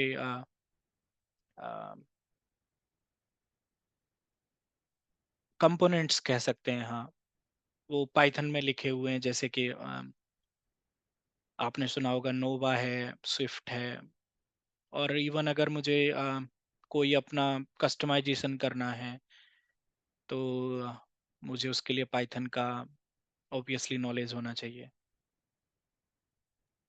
तो सर मैं डेवऑप्स इंजीनियर ही हूँ, तो कुबरनेट ओपनशिप में काम कर रहा हूँ। तो मेरा फ्यूचर में कैसा ठीक रहेगा, मुझे मशीन लर्निंग में अगर मूव करना है तो तो? फिर गो लैंग्वेज का तो नहीं यूज होगा उधर, फिर आप पाइथन के थ्रू जाएंगे तो आप आगे आपके पास एक्सपोजर रहेगा कि आप हाँ। मशीन लर्निंग में, डेटा साइंस में कभी भी मूव कर सकते हैं। अच्छा। मतलब आप पाइथन को एक ऑटोमेशन की तरह भी यूज कर सकते हैं और मशीन लर्निंग डेटा साइंस में भी उसी को लेके जा सकते हैं, जैसे मैं करता हूँ। मेरे यहाँ पे ऑटोमेशन भी होती है, हमारे यहाँ पे डिप्लॉयमेंट वगैरह, CI/CD की पाइपलाइन हो गई, या बहुत सारे ऑटोमेशन के और भी प्रोग्राम हो गए, जैसे जॉब्स चेक करना रन हुई या नहीं हुई, या फिर हमारा पूरा का पूरा पाइपलाइन जिसमें हम अपना कोई एक डेटा रॉ उठा रहे हैं, उसको फॉर्मेट कर रहे हैं, मॉडल बिल्ड कर रहे हैं, फिर डिप्लॉय कर रहे हैं, ये पूरी पाइपलाइन वो भी हम पाइथन के थ्रू करते हैं। तो पाइथन को ये इसका एक और, जैसे स्टार्टिंग में उन्होंने पूछा था कि भाई पाइथन क्यों पॉपुलर है, तो पाइथन का ये भी सबसे बड़ा प्लस पॉइंट है क्योंकि पाइथन एक मतलब स्पेसिफिक यूज केस के लिए नहीं है कि पाइथन से सिर्फ आप ऑटोमेशन ही कर सकते हैं। अगर आज मुझे पाइथन आता है, मैं पाइथन को एक ऑटोमेशन पे यूज कर रहा हूँ, तो कल को अगर मुझे अपॉर्चुनिटी दिखती है सेम पाइथन से, मैं आगे मशीन लर्निंग, डेटा साइंस और एआई में भी आगे मूव कर सकता हूँ। तो एक आदमी जिसको पाइथन आता है वो पाइथन को दोनों तरीके से एक प्रोग्राम में यूज कर सकता है। वो उसी से अपना प्रोग्राम लिख सकता है और अपने प्रोग्राम को ऑटोमेट भी कर सकता है। ठीक है sir. Okay okay. Good morning sir. Good morning, बताइए। सर मेरा नाम सिमरन है। सर मेरे लिए पाइथन बिल्कुल एक न्यू चीज़ है। मेरे को मतलब जीरो से मुझे कोई नॉलेज नहीं है पाइथन के बारे में, और मैं कर सकती हूँ सर ये? मैंने तो स्टार्टिंग में ही बताया मैडम कि पाइथन सीखने के लिए आपको कोई भी प्री रिक्विजिट की जरूरत नहीं है। एक भी पॉइंट ओके पर, सर। एक भी दिन अगर आपको ऐसा लगता है कि आज मुझे नहीं समझ में आया, आप मुझे डायरेक्टली पिंग करिए। आप मुझे ओके सर। डायरेक्टली वहीं ब्रेक करिए और पूछिए सर ये टॉपिक का यूज केस क्या है, हम क्यों इसको पढ़ रहे हैं, इसका कहाँ यूज होता है, कैसे यूज होता है। ये सारे क्वेश्चंस के आंसर आपके पास में होने चाहिए। पाइथन के लिए कोई भी प्रीरिक्विजिट नहीं है, बस आपको लैपटॉप चलाना आना चाहिए, बस इतना आना चाहिए। जी। Okay sir. फाइल बनाना, डायरेक्टरी बनाना, डाउनलोडिंग करना, बस इतने बेसिक चीजें आती हैं, दैट्स एनफ। ओके। किसी और का कोई डाउट है? सर मेरा एक क्वेश्चन है, अगर आपने जैसे बताया कि हम पाइथन सीखेंगे, उसमें बेसिक्स मतलब से थोड़ा सा आगे बढ़ेंगे और ऑटोमेशन कवर करेंगे आप, जी सर। तो अगर किसी को प्रोग्रामिंग में जाना हो, पाइथन की या एआई या एमएल में आगे जाके कंटिन्यू करने की सोच रहा हो कोई, तो कितना गैप रह जाता है, मतलब जहाँ पे आप छोड़ेंगे और वहां से आगे इन चीजों एमएल एआई या डेवलपर में जाने के लिए कितना गैप होता है पाइथन देखो के लेवल डेवलपर में? में दो चीजें होती हैं सर, एक सॉफ्टवेयर डेवलपर और एक वेब डेवलपर। अब जैसे मान लो कोई एक वेब डेवलपर में जाना चाहता है, तो पाइथन के बाद फ्रेमवर्क होते हैं पाइथन के, जैसे जेंगो हो गया, आपने शायद सुना हो कहीं, फ्लास्क हो गया, एक फास्ट एपीआई करके है। ऐसे कई सारे पाइथन के फ्रेमवर्क हैं। जेंगो उसमें सबसे पॉपुलर वन है जो यूज होता है वेबसाइट डेवलपमेंट के लिए। तो कोई गैप नहीं है, ये पहली सीढ़ी है, उसके बाद दूसरी सीढ़ी आपकी जेंगो हो जाती है। वो आप पढ़ें और आप वेबसाइट बना। बाकी का फ्रंट एंड के लिए आपको ऑब्वियसली HTML CSS जावा स्क्रिप्ट ये सब चीज़ें सीखनी पड़ेंगी, बट क्योंकि हम बैकएंड की बात कर रहे हैं तो बैकएंड में पाइथन के बाद दूसरी सीढ़ी सीधा आपकी जेंगो ही आती है, तो इसमें कोई गैप नहीं है कहीं भी। अब अगर मान लो एक AI/ML में जाना चाहता है, तो AI/ML के लिए स्टेप्स क्या रहती हैं? जैसे आपने पाइथन पढ़ा, दूसरी सबसे चीज जो आती है वो आती है कि मेरे पास जो एक डेटा है, क्योंकि आप देखते होंगे कि जब डेटा, आपने सुना भी होगा कि जो डेटा हमें मिलता है वो रॉ डेटा होता है। रॉ का मतलब है वो एक अनस्ट्रक्चर्ड अनफॉर्मेटेड डेटा होता है। हमें अपने उसको यूज केस के अकॉर्डिंग फॉर्मेट और स्ट्रक्चर करना होता है। इसे हम डेटा को मैनिपुलेट करना भी कहते हैं, क्लीन करना भी कहते हैं और फॉर्मेट करना भी कहते हैं। तो ये पहली स्टेप आती है।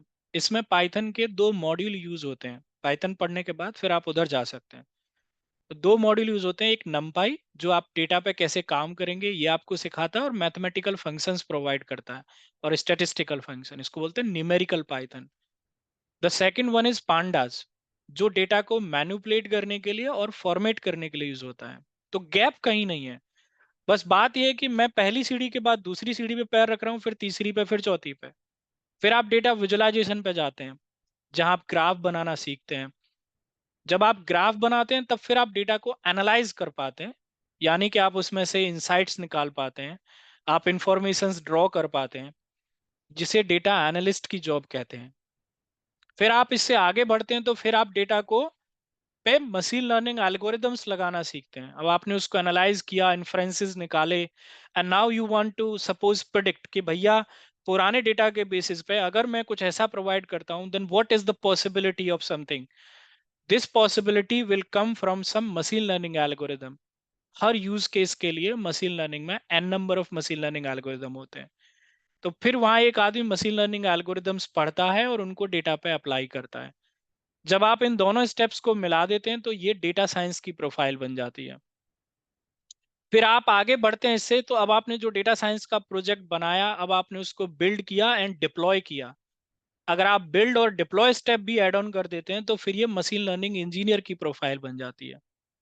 फिर आपने उसमें डीप लर्निंग ऐड किया, फिर आपने उसमें कुछ AI टूल्स ऐड किए, तब फिर आप AI की तरफ आगे बढ़ते हैं। इस तरीके से हर चीज एक स्टेप बाय स्टेप चलती जाती है। गैप नहीं है, आप इसे गैप वर्ड मत कहिए। हाँ, ये कह सकते हैं कि आगे क्या प्रोसेस है। ठीक है सर, ओके ओके सर, तो बेसिकली हम फर्स्ट स्टेप कवर कर फर्स्ट लेंगे। स्टेप पे उसके हैं। बाद मल्टीपल जो आगे स्टेप्स जैसे आपने बताया बिल्कुल वो आप बिल्कुल डिफरेंट कोर्सेज में कवर कर कर सकते हैं। सकते ठीक हैं। एंड वी विल है, thanks. Proceed for the next step as automation in this course, एक ओके फील्ड ओके में। ठीक है sir. Okay sir, thank you. Hello. Hello. Hi, And Nishant. sir, If if I we want to do all these things, all these steps, so how much time it will take? Which steps?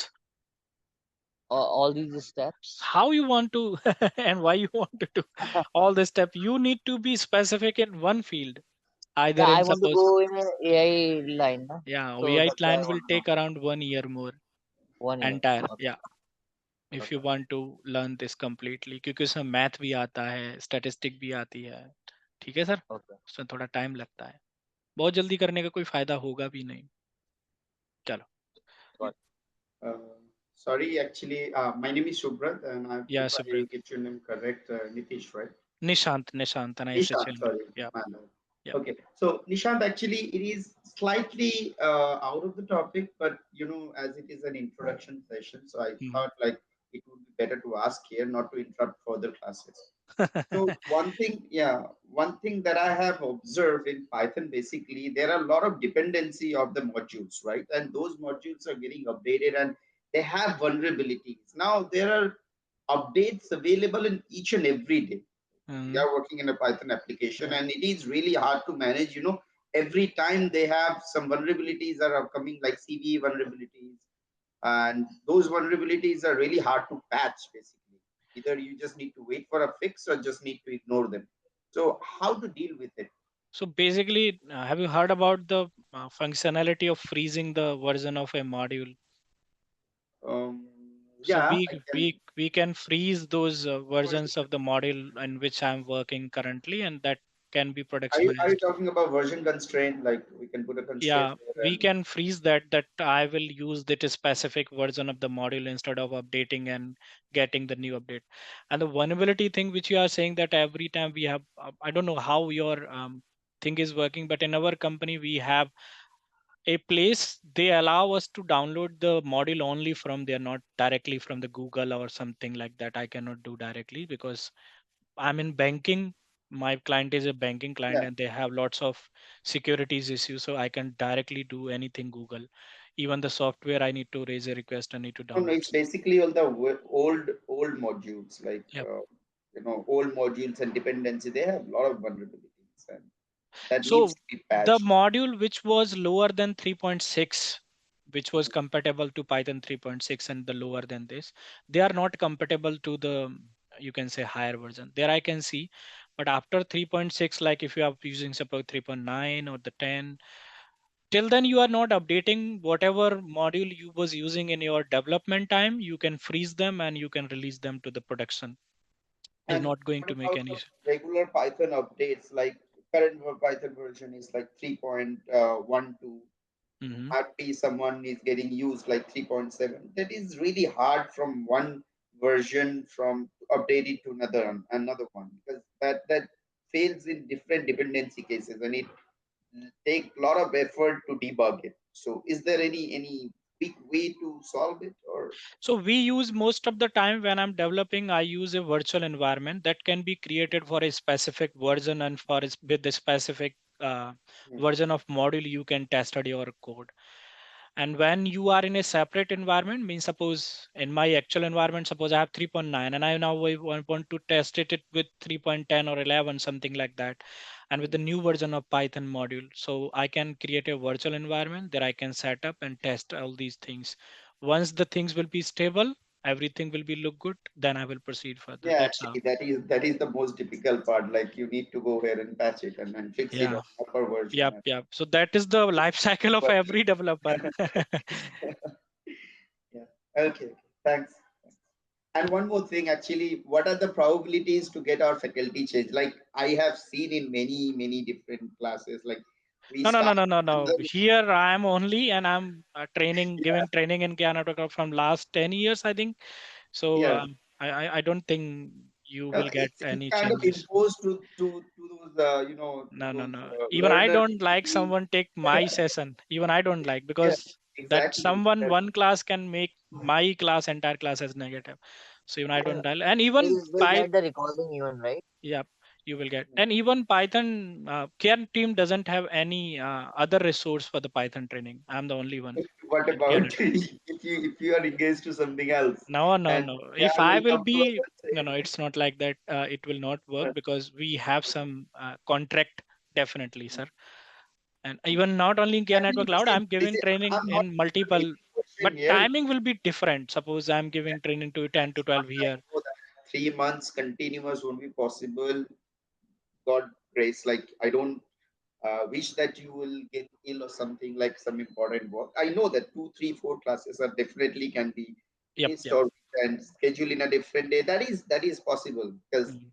we are not machines. We are humans, right? Yep, Every situation comes here and there. But yep. actually, I'm just speaking out of my old previous experiences where I've seen like a lot of trainer are getting changed. Like sometimes they took it for like 15 or 20 days or month basis, and then So another drawing the candidate comes conclusion in. from the previous session to this is not. No, no, actually, this is mine. It's better to I ask now, obviously. Yeah, definitely. I can understand, but drawing the conclusion of any other session, miss, let me know after some classes how your experience is going on with me, and let me Actually, know.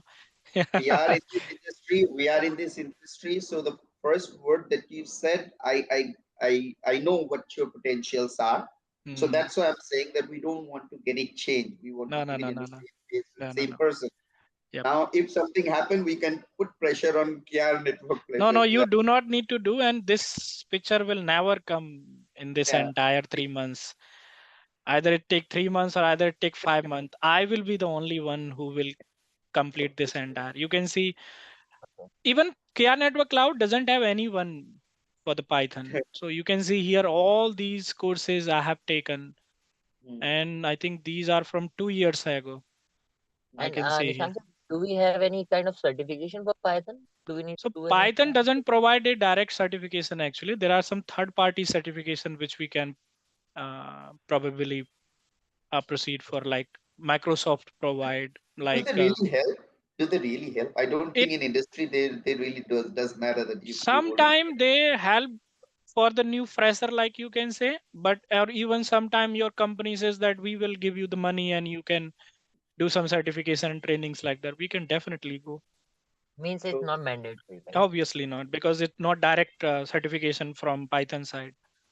So it's not the impact like Red Hat will give you the impact, because suppose Red Hat is giving a direct certification, or so it's a third party certification. So I suppose this training will be starting from New Year, right? After New Year. Yep. Okay. So yeah, obviously tomorrow I am also planning that कि हम लोग enjoy कर पाए नई साल, क्योंकि So we will Looking have forward. classes on Saturday, Sunday both, right? huh? Or on Saturday only? No, Saturday, Sunday both they will be the session. Oh, and for 2 hours, right? Yep. 10 to 12. Yep. Okay. Okay. Okay. So probably we will start from next Saturday. Next like Saturday. 4th Yep. of Yep. January. Yep. Yeah.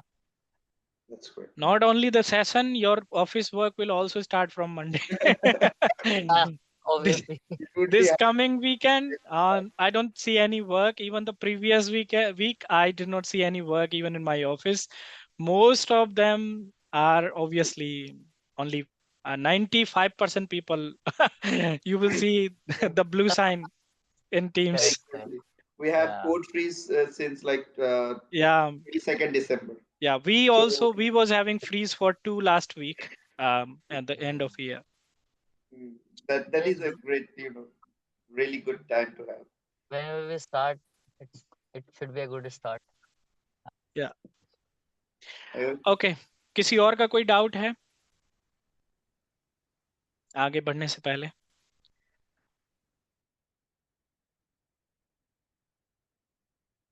Okay चलो Good from फिर myself. Okay thank you चलो फिर start करते हैं and let's take some introduction part of Python.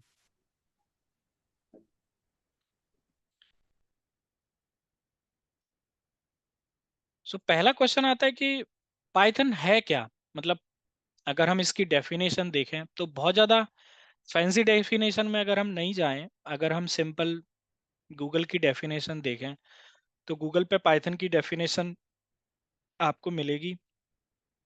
Python is a general purpose high level programming language.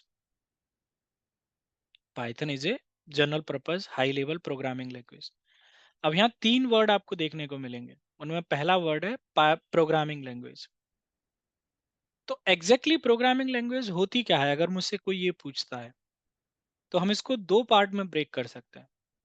पहला part होता है programme और दूसरा पार्ट होता है लैंग्वेज. अब प्रोग्राम किसे कहते हैं?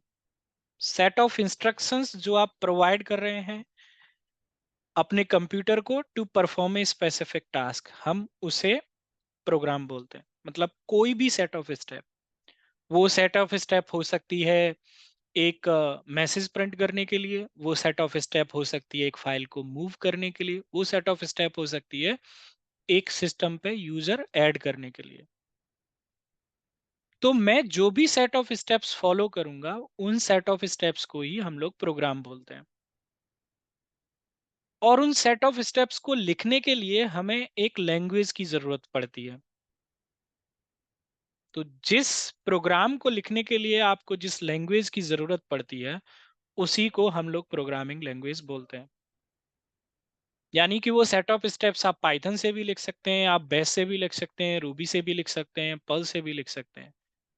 इसलिए ये सारी की सारी लैंग्वेज को हम प्रोग्रामिंग लैंग्वेज बोलते हैं.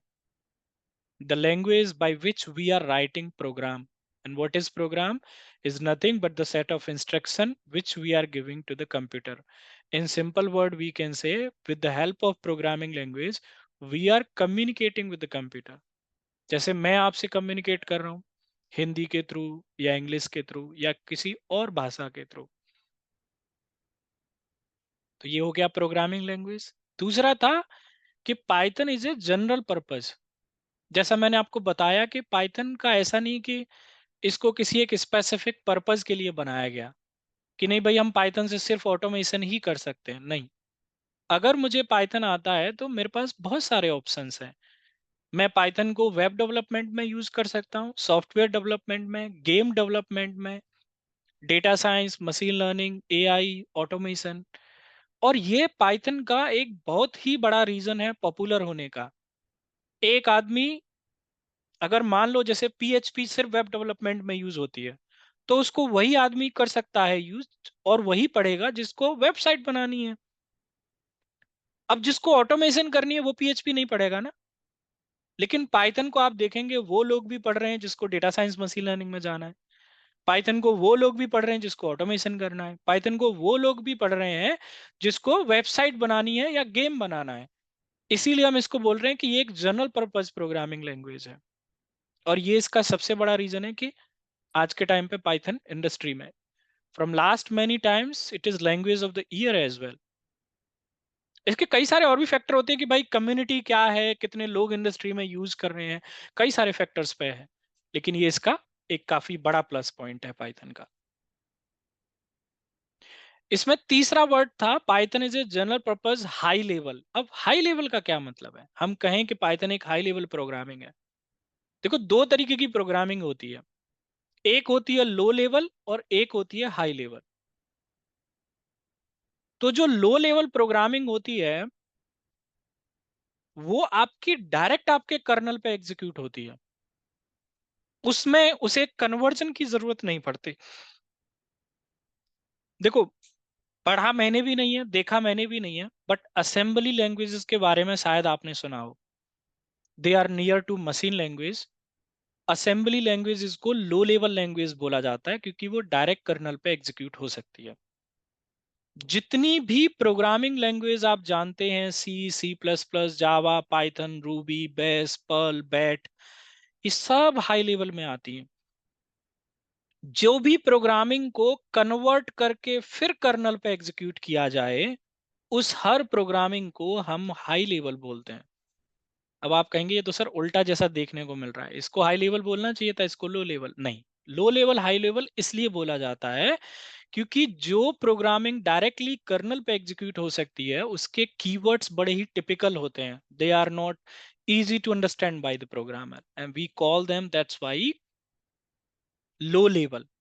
हम जो प्रोग्रामिंग पढ़ते हैं इसके कीवर्ड्स जो होते हैं बड़े ही आसान होते हैं और आसानी से कोई भी उसको समझ सकता है, इसलिए हम इसको बोलते हैं हाई लेवल. ये तो हो गया एक नॉन टेक्निकल तरीका इसको समझाने का. टेक्निकल तरीका the programming which can directly execute and the programming जिसमें कन्वर्जन की क्यों जरूरत होती है? आपने लिखा प्रिंट हेलो, अब आपने जो इंस्ट्रक्शन दी क्या वो आपने बाइनरी डिजिट्स में दी? नहीं, लेकिन आपका कर्नल यानी कि कंप्यूटर क्या समझता है? Binary digits. इसलिए हम बीच में इन इंस्ट्रक्शन को बाइनरी डिजिट्स में यानी कि बाइट कोड में कन्वर्ट करते हैं, फिर तब जाके आपकी इंस्ट्रक्शन एग्जीक्यूट होती है. इसलिए पाइथन को हम लोग बोलते हैं पाइथन एक जनरल पर्पस यानी कि इसको कहीं भी यूज किया जा सकता है. हाई लेवल क्योंकि यहाँ पे कन्वर्जन की जरूरत पड़ती है और इसके कीवर्ड्स बड़े आसान हैं.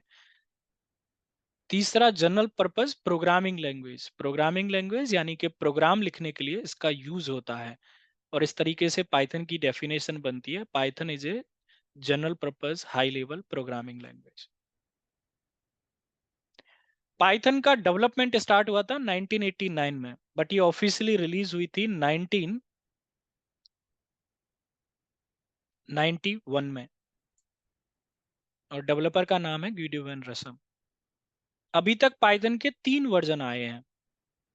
सबसे पहला 1.x जो कि आपका 1994 में आया था। तो अभी ये तो है ही नहीं हमारे पास में। फिर 2.x आया, ये 2000 में आया था। इसका अभी भी एक वर्जन कहीं आपको देखने को मिल सकता है, एंड विच इज 2.7। जैसे अगर आपके पास कोई भी रेल 7.5 से नीचे की कोई 7 हो, या 7.5 का तो मुझे नहीं पता, बट 7 से नीचे की कोई भी मशीन आपके पास हो, तो आप देखेंगे उस पे आपको पाइथन 2.7.5 प्री इंस्टॉल्ड मिलता था पहले।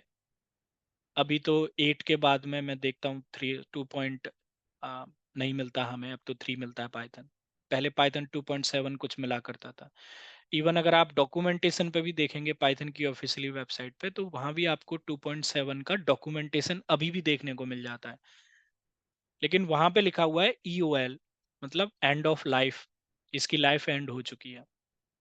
अब प्रोडक्शन में कहीं भी इस पर नया कोई काम नहीं हो रहा है।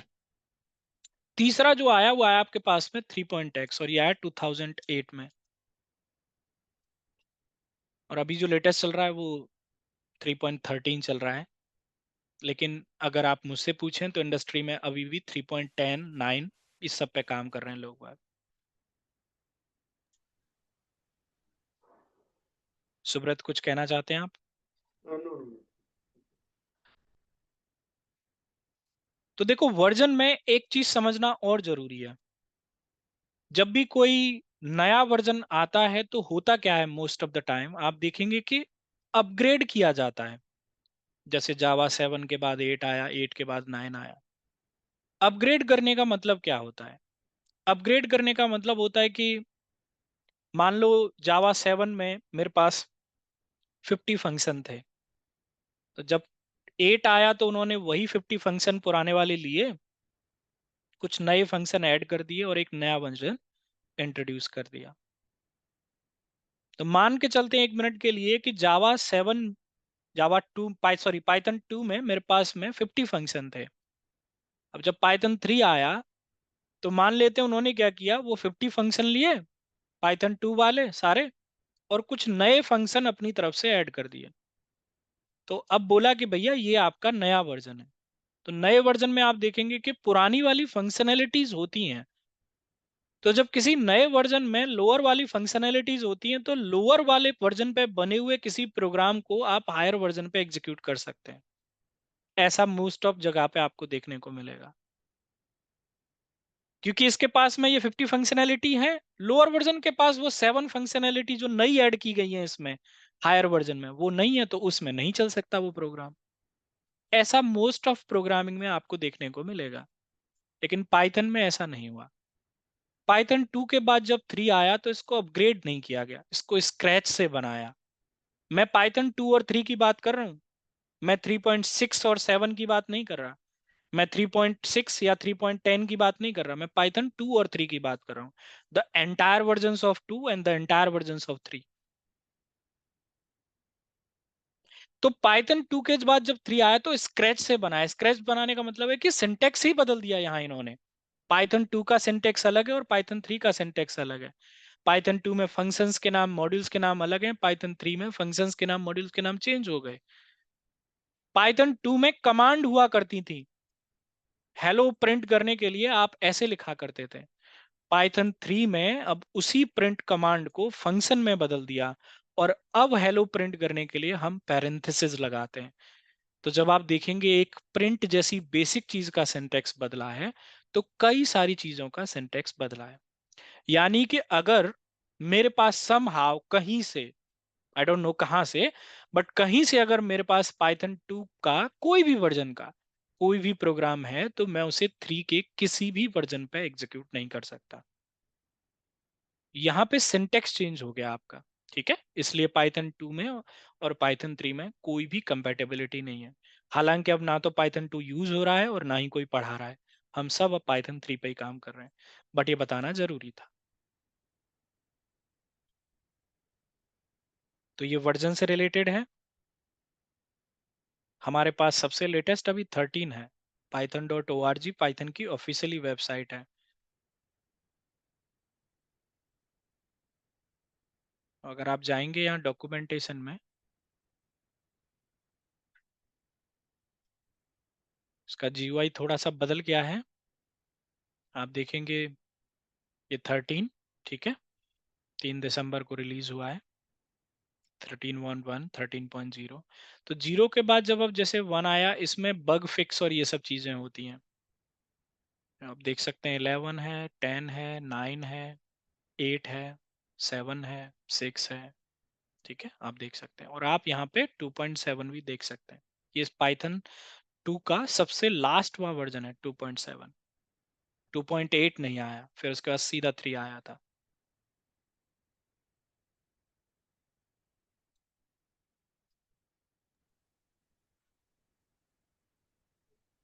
तो हम ये माइनर वर्जन तो यूज नहीं करते हैं पाइथन में, जैसे 3.7 पॉइंट समथिंग है, नहीं नहीं नहीं, तो ये तो हम मेजर ही यूज करते हैं, हाँ 3.7 या 3.8 है। 3.7 या 3.8 या 3.9 ऐसे।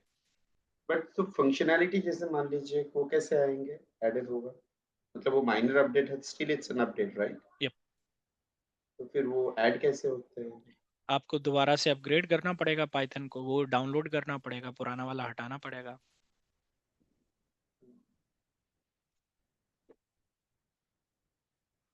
तो अच्छा, ये तो पाइथन तो आपका ओपन सोर्स है, तो who actually contributes in it, like जो मेजर वर्जन आते हैं, माइनर वर्जन अपडेट्स आते हैं? सो पाइथन को ना एक नॉन ट्रस्टेड, आप कह सकते हो, एक प्लेटफॉर्म, अब मुझे पता नहीं एग्जैक्टली नॉन ट्रस्टेड को क्या नाम देते हैं, ट्रस्ट काइंड ऑफ थिंग है जो इसको ऑपरेट करता है। देयर आर तो मेनी कहीं पीपल। से फंड हो रहा होगा ना, क्योंकि अगर ये रहा ना ये डोनेट तो का ऑप्शन, आप जा सकते हैं, पैसा डोनेट कर सकते हम तो कभी नहीं करते। हैं। There is a option for donation as well. So actual में ये फिर जो आप सपोर्ट लेते हैं, that's how even from the donation part, and that's how they got the money and they are running their property. But it's a non profitable kind of trust actually. समाज सेवा के लिए बनाएंगे। पर अभी समाज सेवा बहुत बढ़ चुकी है इंडस्ट्री में, बहुत ज्यादा यूज है पाइथन का आज के टाइम पे। तो वही फिर वही अंबानी वाली, जितनी चीज यूज बढ़ा दो आगे जाके वो फिर नेसेसरी बन जाए, फिर चार्ज करने लगे। मुझे आप 1 मिनट दो, मैं अभी आ रहा हूँ, फिर हम आगे फीचर्स समझेंगे पाइथन के।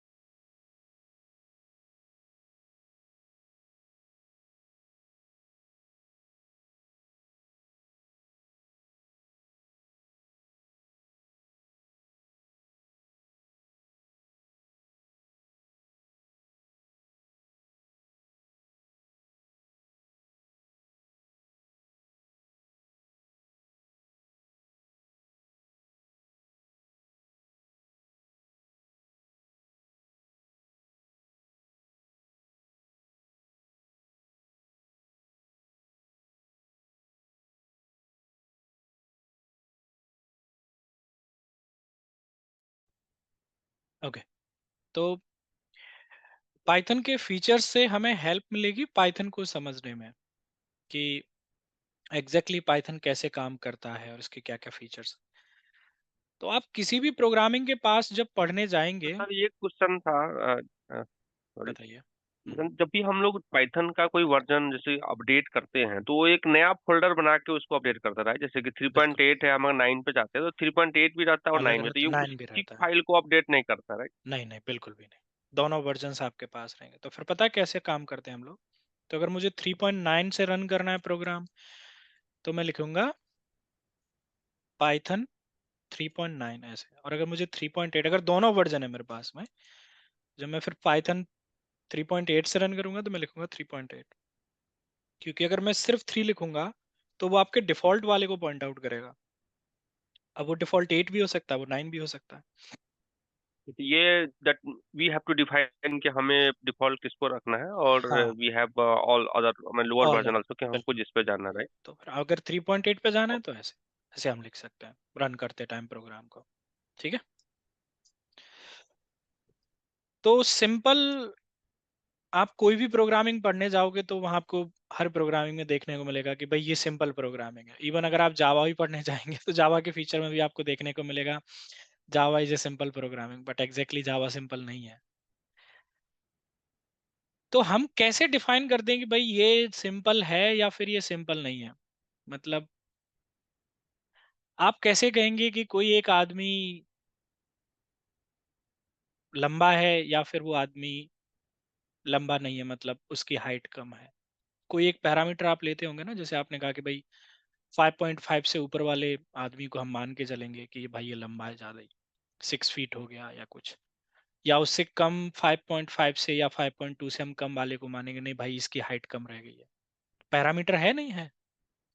आप कहेंगे कि भाई ये मोटा है या ये पतला है, तो आप कहेंगे कि भाई जिसकी हाइट इतनी है, अगर उसकी वेट 80 से ज्यादा है तो हम कहेंगे नहीं भाई ये तो भाई थोड़ा मोटा है। अगर 60 के आसपास है तो भाई हम कहेंगे नहीं यार ये तो पतला है। पैरामीटर है यहाँ भी। तो सोचा जाए तो कोई प्रोग्रामिंग को अगर आप सिंपल कह रहे हो तो वहां भी तो पैरामीटर होना चाहिए ना। ऐसे ही आप मुंह उठा के तो नहीं बोल सकते ना किसी भी प्रोग्रामिंग को कि ये सिंपल है। तो अगर आप पाइथन को सिंपल कहते हैं तो आप किस पैरामीटर पे इसको नाप रहे हैं कि भाई ये हमारी प्रोग्रामिंग सिंपल है। दो चीजें होती हैं। एक तो होता है कि कोई भी टास्क करने के लिए आप कितना कोड लिख रहे हैं। मान लो वही सेम टास्क मैं अगर किसी ए प्रोग्रामिंग से करता हूं तो मुझे वहां 4 लाइन का कोड लिखना पड़ता है। लेकिन वही टास्क अगर मैं किसी बी प्रोग्रामिंग से करता हूं तो वहां मुझे 2 या 3 लाइन का कोड लिखना पड़ता है। तो क्योंकि बी प्रोग्रामिंग में मुझे लेस कोड लिखना पड़ रहा है तो मैं कह सकता हूं कि भाई ये सिंपल है, क्योंकि मुझे यहाँ कम कोड लिखना पड़ रहा है। एक तो ये पैरामीटर रहता है। दूसरा पैरामीटर रहता है कि जो कोड आपने लिखा है उसकी रीडेबिलिटी क्या है। आप देखेंगे कई सारी प्रोग्रामिंग में उस प्रोग्राम की रीडेबिलिटी बहुत ही ज्यादा लो होती है। लो का मतलब बड़ी टिपिकल होती है। लेकिन कई सारी प्रोग्रामिंग में आप देखेंगे कि उस प्रोग्राम जो आपने लिखा है उसकी रीडेबिलिटी काफी हाई होती है, यानी कि बड़ी आसान होती है। तो जिस प्रोग्रामिंग लैंग्वेज में हमें कोड कम लिखना पड़ रहा है और उसकी रीडेबिलिटी हाई है, हम उस प्रोग्रामिंग को कह सकते हैं कि वो सिंपल है। तो जो रीडेबिलिटी हाई प्रोग्रामिंग रहती है उसको स्यूडो कोड सिंटेक्स भी बोला जाता है। स्यूडो कोड एक स्टेप होती है, बहुत आसान सिंटेक्स होता है स्यूडो कोड का। और Python programming pseudo code syntax follow करता है, मतलब बड़ी आसान इसकी सिंटेक्सिंग होती है। मैं आपको एक एग्जांपल से समझाता हूँ। तो अभी जो एग्जांपल हम लेंगे हम कोई प्रैक्टिकल नहीं पढ़ रहे, क्योंकि अभी तो हमने ये भी नहीं पढ़ा कि पाइथन कैसे डाउनलोड करेंगे कैसे इंस्टॉल करेंगे। वो भी अभी हमें पढ़ना है। तो आप प्रैक्टिकल पर प्लीज फोकस मत करना। आपका फोकस होना चाहिए सिर्फ दो चीजों पे। मैंने जो कोड लिखा वो कितना लिखा, और जो कोड मैंने लिखा उसकी रीडेबिलिटी क्या है। सिर्फ आप इस पर ही फोकस करना। वो क्या कर रहा है कैसे कर रहा है वो सब आगे टाइम पे आ जाएगा अपने आप, उसकी आपको चिंता करने की जरूरत नहीं, नहीं तो आप कंफ्यूज हो जाओगे। तो मेरे को क्या करना है, यहाँ आप देखोगे मूवीज में एक फोल्डर के अंदर एक टेक्स्ट फाइल पड़ी हुई है, जैसे ये न्यू फाइल डॉट टीएक्सटी, इसमें कुछ डेटा रखा हुआ है। मुझे ये फाइल का डेटा रीड करना है, ठीक है। तो कोई भी फाइल का डेटा जब आपको रीड करना है तो ऑब्वियसली आपको उसको ओपन तो करना पड़ेगा ना, चाहे राइट करना है या रीड करना, क्योंकि जब तक फाइल ओपन नहीं होगी आप कैसे रीड राइट करोगे। तो पाइथन में फाइल को ओपन करने के लिए हमारे पास एक ओपन फंक्शन है। अब यहाँ पे फाइल का नाम भी बताना पड़ेगा। अब अगर मैं यहाँ पे सिर्फ न्यू फाइल डॉट टीएक्सटी लिख दूं तो कौन सी न्यू फाइल डॉट टीएक्सटी? इस सिस्टम पे तो कई सारी जगहों पे न्यू फाइल डॉट टीएक्सटी हो सकती है, तो पूरा कंप्लीट पाथ देना पड़ेगा ना। आप कौन सी जगह की न्यू फाइल डॉट टीएक्सटी की बात कर रहे हो? तो ये मेरे सिस्टम का पाथ है, यूजर एडमिन मूवीज, क्या था फोल्डर का नाम, पाइथन टेस्ट, एंड यहाँ पे एक न्यू फाइल डॉट टीएक्सटी। अब हमारी फाइल ओपन हो गई। अब हमें क्या करना है, फाइल में से डेटा को रीड करना है। डेटा को रीड करने के लिए मैंने एक रीड फंक्शन इस पे लगा दिया, और जैसे ही मैं इसको रन करूंगा आप फाइल का पूरा डेटा देख सकते हैं। Data type can be defined commonly, data type can be defined commonly, same data है। कितना कोड लिखा, सिर्फ एक लाइन का। प्रोग्राम की रीडबिलिटी क्या है, कोई भी बता सकता है कि आप ओपन फंक्शन से फाइल को ओपन कर रहे हैं और रीड फंक्शन से प्रोग्राम को रीड कर रहे हैं। इट्स जस्ट एन एग्जाम्पल, जिससे पता चलता है कि पाइथन में कम कोड लिखना पड़ता है और जो भी कोड हम लिखते हैं उसकी रीडेबिलिटी हाई रहती है। इसीलिए पाइथन को इजी टू लर्न बोला जाता है, क्योंकि यहाँ जो भी कोड आप लिखते हैं उस कोड की रीडेबिलिटी बहुत ज्यादा हाई होती है। और जब कोड की रीडेबिलिटी हाई होती है तो कोई एक नॉन टेक्निकल पर्सन भी उसको आसानी से पढ़ और समझ पाता है। इसलिए हम बोलते हैं कि पाइथन एक सिंपल लैंग्वेज है। अब ये कैसे फाइल ओपन हुई, कैसे रीड हुई, इसमें और क्या क्या हो सकता है, वो सब फाइल हैंडलिंग के टाइम पे पढ़ेंगे। अभी सिर्फ हमारा पॉइंट इसी पे था।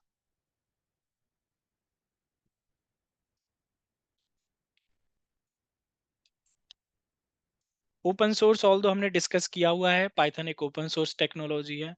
एक होती है देखो फ्रीवेयर। फ्रीवेयर का मतलब होता है आपको सर्विस को यूज करने के लिए कोई पैसा नहीं देना। फ्रीवेयर और ओपन सोर्स दोनों का मीनिंग अलग अलग रहता है। ओपन सोर्स का मतलब है source code is open, just like window is not a open source technology but Linux is a open source technology. आप विंडोज में कोई भी कस्टमाइजेशन चेंजेस ऐसा कुछ नहीं कर सकते, लेकिन आप लिनक्स में कर सकते हैं। Python is a open source and this is the only one reason कि आपके पास an number of third party modules हैं by which you can do whatever you want in Python. For everything you will find out a module in Python. Even you can write your module, you can put it on GitHub and you can make it as public. कोई भी इसको download करके फिर use कर सकता है। Python की एक वेबसाइट भी है pyp.org करके। अगर आप वहां अपना रजिस्ट्रेशन करते हैं based on your how much experience you have, अपने क्या क्या किया है उस सब के बेसिस पे अगर आपका रजिस्ट्रेशन हो जाता है तो आप भी अपना मॉड्यूल लिख के वहां ऑफिशियल वेबसाइट पे डाल सकते हैं। बट उसके लिए आपको उनको सब डॉक्यूमेंटेशन वगैरह वो सब चीजें देनी पड़ती हैं पहले। Once they will approve then only it will work. But GitHub पे तो कोई अप्रूवल की जरूरत नहीं है। बहुत सारे मॉड्यूल्स हैं जो गिटअप से स्टार्ट हुए पाइथन के। इवन जो जेंगो मैं आपको बता रहा हूँ ये गिटअप से ही स्टार्ट हुआ। ये दो लोगों ने प्रोजेक्ट बना के गिटअप पर डाला था, वहां से स्टार्ट हुआ। और अब आप देखो जेंगो जिसने पीएचपी को भी छोड़ दिया है। जहां 5 वेबसाइट पहले पीएचपी पे बनती थी वहां उन 5 में से 3 अब पाइथन पे बनती है। तो पाइथन एक ओपन सोर्स टेक्नोलॉजी है। हम इसमें once we will download we will be able to see the open source code of the Python. We can customize that according to our requirement. Even I can write my own module. On existing module I can customize anything I can do with the Python. Platform independent भी हमने discuss किया। तो platform independent जैसे मैंने आपको बताया कि मान लो आपके पास एक इंफ्रास्ट्रक्चर में 2 तरीके के सर्वर रन हो रहे हैं। एक विंडो सर्वर रन हो रहा है और एक लिनक्स सर्वर रन हो रहा है। लिनक्स सर्वर पे बेस फाइल चलती है यानी कि .sh फाइल। विंडोज पे .bat फाइल चलती है, इसको बैट स्क्रिप्टिंग बोलते हैं। तो अब आपको 2 फाइल बनानी पड़ेगी, एक बैट फाइल और एक sh फाइल। मेरे सामने ऐसा यूज केस है, लेकिन वो यूज केस मेरे सामने पता है क्यों है? हमारे यहाँ ऑन प्रिम काम होता है, तो हमारे पास में 2 प्रोडक्शन सर्वर है, एक लिनक्स प्रोडक्शन सर्वर है और एक विंडो प्रोडक्शन सर्वर है। और हम इन दोनों को शेड्यूल करते हैं एक ESP शेड्यूलर के थ्रू। अब मुझे पता नहीं आप में से कोई जानता है या नहीं जानता, ESP एक शेड्यूलर होता है जिसके थ्रू आप अपनी जॉब्स वगैरह को शेड्यूल कर सकते हैं, एक टाइम, एक डे और इस सब के बेसिस पे। लेकिन ESP की एक लिमिटेशन होती है कि ESP सिर्फ और सिर्फ SH फाइल या .wet फाइल को ही एग्जीक्यूट करता है। तो हमारा जो पूरा पाइथन का प्रोग्राम रहता है उसका स्ट्रक्चर कुछ ऐसे रहता है। पहला, जिसमें हम अपने पाइथन फाइल्स रखते हैं, मतलब मेन प्रोग्राम्स वगैरह सब कुछ। यहाँ हमारी सारी py फाइल रहती है, तो इसे py फोल्डर हम बोलते हैं। दूसरा हमारा रहता है कॉन्फ़िग फोल्डर, इसमें हम अपनी सारी कॉन्फ़िगरेशंस वगैरह फाइल रखते हैं। अब उसमें डॉट कॉन्फ़िग फाइल यूज कर रहे हैं, या टॉमल फाइल भी एक कॉन्फ़िगरेशन फाइल की तरह यूज होती है पाइथन स्पेसिफिक। और तीसरी होती है लॉगिंग के लिए एक मॉड्यूल, जहां हम अपने लॉग्स राइट करवाते हैं। और चौथा जो फोल्डर होता है वो, अगर हम लिनक्स पे हैं तो sh फोल्डर होगा, वहां एक sh फाइल बनाते हैं। लेकिन अगर वो विंडोज पे है तो फिर एक बैट फोल्डर बनता है, वहां पे बैट फाइल बनती है, क्योंकि ESP पाइथन फाइल को एग्जीक्यूट नहीं करता। अगर ESP पाइथन फाइल को एग्जीक्यूट करता तो मुझे वही पाइथन प्रोग्राम को मैं अपने विंडोज सर्वर पे भी रन कर पाता और लिनक्स पे भी रन कर पाता। पाइथन में मैं फिर भी कोई चेंजेस नहीं करता, मेरा पाइथन सेम ही रहता है। अगर मैं उसी को विंडोज पे लेके जाना चाहता हूं तो बस sh की जगह मैं एक बैट फाइल बनाता हूं। तो वो बैट फाइल करती क्या है, बस 2 लाइन। एक लाइन में वो हमारे इन्वायरमेंट को एक्टिवेट करती है, और दूसरी लाइन में वो उस प्रोग्राम को, यानी कि आपके पाइथन मेन प्रोग्राम को एग्जीक्यूट करती है। बस सिंपल, ये 2 लाइन होती हैं sh फाइल में भी और बैट फाइल में भी। तो इसलिए हमें 2 अलग अलग फाइल बनानी पड़ती हैं, क्योंकि ये दोनों ही प्लेटफॉर्म डिपेंडेंट चीजें हो गई। प्लेटफॉर्म इंडिपेंडेंट का मतलब हो गया पाइथन। अगर ESP शेड्यूलर पाइथन फाइल को डायरेक्ट एग्जीक्यूट कर पाता तो मैं सीधा पाइथन को शेड्यूल करता ESP शेड्यूलर में। अब चाहे मैं विंडोज पे होता तो भी मुझे कोई अलग प्रोग्राम नहीं बनाना पड़ता, लिनक्स पे होता तो भी अलग प्रोग्राम नहीं बनाना पड़ता, ऐसे ही काम करता। तो पाइथन एक प्लेटफॉर्म इंडिपेंडेंट टेक्नोलॉजी है, डिपेंडेंट नहीं है बैट और SH की तरह। मेरा एक पाइथन का प्रोग्राम अगर मैं विंडोज पर रन कर रहा हूं तो विंडोज पे भी रन कर सकता हूं सेम को, और अगर लिनक्स पर रन कर रहा हूं तो मैं लिनक्स पे भी रन कर सकता हूं सेम को। इसलिए हम बोलते हैं पाइथन को ये एक प्लेटफॉर्म इंडिपेंडेंट टेक्नोलॉजी है, ये प्लेटफॉर्म डिपेंडेंट टेक्नोलॉजी नहीं।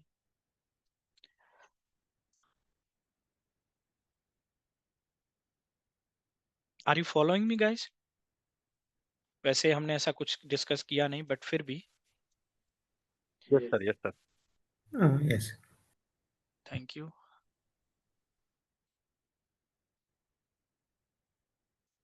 हम बोलते हैं कि पाइथन एक डायनेमिक लैंग्वेज है। देखो, 2 तरीके की लैंग्वेज होती हैं, एक होती है स्टैटिक और एक होती है डायनेमिक। डायनेमिक और स्टैटिक को पढ़ने से पहले एक चीज और पढ़ो। जब भी कोई प्रोग्राम बनाते हैं तो डेटा होता है हमारे पास। डेटा किसे बोलते हैं? इंफॉर्मेशन। वो इंफॉर्मेशन एक सर्वर की हो सकती है, वो इंफॉर्मेशन एक आदमी की हो सकती है, वो इंफॉर्मेशन किसी की भी हो सकती है।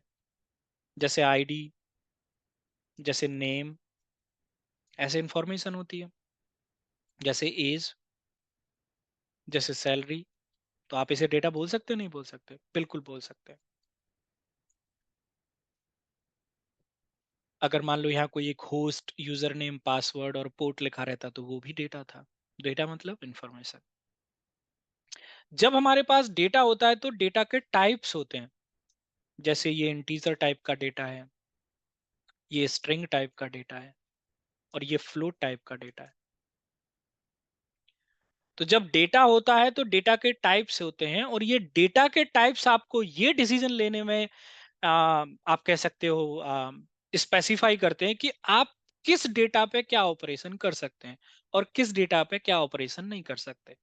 जैसे एक एग्जांपल से समझें तो हम इंटीजर डेटा पे मैथमेटिकल ऑपरेशन परफॉर्म कर सकते हैं, लेकिन स्ट्रिंग डेटा पे मैथमेटिकल ऑपरेशन नहीं कर सकते। इसलिए डेटा टाइप का होना जरूरी है, ताकि मुझे पता चले कि मैं किस डेटा पे क्या ऑपरेशन कर सकता हूं और किस डेटा पे क्या ऑपरेशन नहीं कर सकता। ऐसे ही हर प्रोग्रामिंग के अलग अलग डेटा टाइप्स होते हैं। तो मुझे 2 पॉइंट याद रखने हैं इस पूरे डिस्कशन में से। पहला पॉइंट, जब डेटा होता है तो डेटा के टाइप्स जरूर होते हैं। और दूसरा पॉइंट, डेटा के टाइप हमें ये डिसीजन लेने में हेल्प करता है कि हम किस डेटा पे क्या ऑपरेशन कर सकते हैं। जैसे न्यूमेरिकल डेटा यानी कि इंटीजर और फ्लोट डेटा, मैं इस पर मैथमेटिकल ऑपरेशन कर सकता हूँ, प्लस माइनस इनटू डिवीजन, लेकिन मैं स्ट्रिंग यानी कि नेम पे प्लस माइनस से डिवीजन इनटू नहीं कर सकता ना। तो ये 2 पॉइंट समझने के बाद अब वापस आते हैं स्टैटिक और डायनेमिक पे। स्टैटिक में आती है जैसे सी, सी प्लस प्लस, जावा, ये सब स्टैटिक में आती है, और डायनेमिक में आप पाइथन को ले लें। तो सी, सी प्लस प्लस, जावा में किसी भी वेरिएबल को डिक्लेयर करने का सिंटेक्स क्या होता है? पहले वहां पे डेटा टाइप बताया जाता है, फिर वेरिएबल का नाम बताया जाता है, और फिर इक्वल्स टू में वैल्यू दी जाती है। And this is how actually it work. Dynamic में किसी भी वेरिएबल को डिक्लेयर करने का सिंटेक्स क्या होता है? यहां पे वेरिएबल का नाम दिया जाता है और इक्वल्स टू में वैल्यू दी जाती है। अब देखो, सी, सी प्लस प्लस में आपने अगर कभी देखा हो तो जब भी हम कोई वेरिएबल डिक्लेयर करते हैं तो वेरिएबल को डिक्लेयर करते टाइम ही हम बता देते हैं कि हम उस वेरिएबल में किस टाइप का डेटा रखने वाले हैं। यानी कि हम इसमें इंटीजर रखने वाले हैं, या हम इसमें फ्लोट रखने वाले हैं, या हम इसमें स्ट्रिंग या बूलियन, किस टाइप का डेटा हम इसमें रखने वाले हैं। हम जब वेरिएबल को डिक्लेयर कर रहे हैं हम उसी टाइम पे उसको टाइप दे देते हैं, क्योंकि आपने यहां टाइप पहले ही फिक्स कर दिया है, इसलिए हम इसको स्टैटिक टाइप बोलते हैं। अब डायनेमिक का क्या मतलब होता है? डायनेमिक में हम कभी भी वेरिएबल को डिक्लेयर करते टाइम उसको टाइप नहीं बताते। उसको टाइप मिलता है कब? जब आपका प्रोग्राम एग्जीक्यूट होता है, जब based on provided value Python फिर उसको टाइप देता है। क्योंकि यहां x को टाइप उसके डिक्लेयर करते टाइम नहीं मिला। कब मिला? जब प्रोग्राम रन हुआ, जब आपका x डिफाइन हुआ, तब उसको टाइप मिला। किसके थ्रू? पाइथन के थ्रू। पहले ही नहीं मिला, बाद में जाके मिला। डायनेमिकली, डायनेमिकली मतलब बेस्ड ऑन प्रोवाइडेड वैल्यू। क्योंकि यहां टाइप ऑफ x पहले से ही फिक्स नहीं है, इसलिए हम इसको डायनेमिक प्रोग्रामिंग बोलते हैं। पाइथन में डेटा टाइप्स होते हैं, लेकिन हम कभी भी वेरिएबल को डिक्लेयर करते टाइम बाकी की प्रोग्रामिंग की तरह टाइप स्पेसिफाई नहीं करते। जैसी वैल्यू हम देते हैं उस वैल्यू के बेसिस पे पाइथन उस वेरिएबल को टाइप देता है। अगर मैं कोशिश भी करूं एक वेरिएबल को डिक्लेयर करते टाइम टाइप देने की, तो ये एक सिंटैक्स एरर होगी। पाइथन में सिंटैक्स ही नहीं है कि आप किसी वेरिएबल को डिक्लेयर करते टाइम उसको टाइप दे पाएं। अगर मैं टाइप नहीं दूंगा तो कौन देगा? पाइथन देगा। एक प्री डिफाइंड फंक्शन होता है टाइप पाइथन में, जिसके थ्रू हम किसी भी वेरिएबल का टाइप चेक कर सकते हैं। अगर आप टाइप ऑफ एक्स देखेंगे तो क्या टाइप मिला है इसको? इंट, क्योंकि 80 एक इंटीजर टाइप ऑफ वैल्यू है। लेकिन अगर मैं यहीं पे लिखता हूं 80.9, तब देखो इसको क्या टाइप मिला? फ्लोट। तो एक्स को टाइप कब मिल रहा है? जब प्रोग्राम रन हो रहा है उस टाइम उसको टाइप मिल रहा है। इसलिए हम पाइथन को क्या बोलते हैं? Dynamic. Why? Because the type is defining dynamically at the runtime. Why we are calling this as static? Because we are fixing the type of x at the time of declaring. तब नहीं मिल रहा इसको type जब ये run हो रहा है, पहले ही मैंने उसको टाइप दे दिया, इसलिए हम इसको स्टैटिक बोलते हैं और इसलिए इसको डायनेमिक बोलते हैं। तो पाइथन एक डायनेमिक प्रोग्रामिंग है, स्टैटिक प्रोग्रामिंग नहीं है।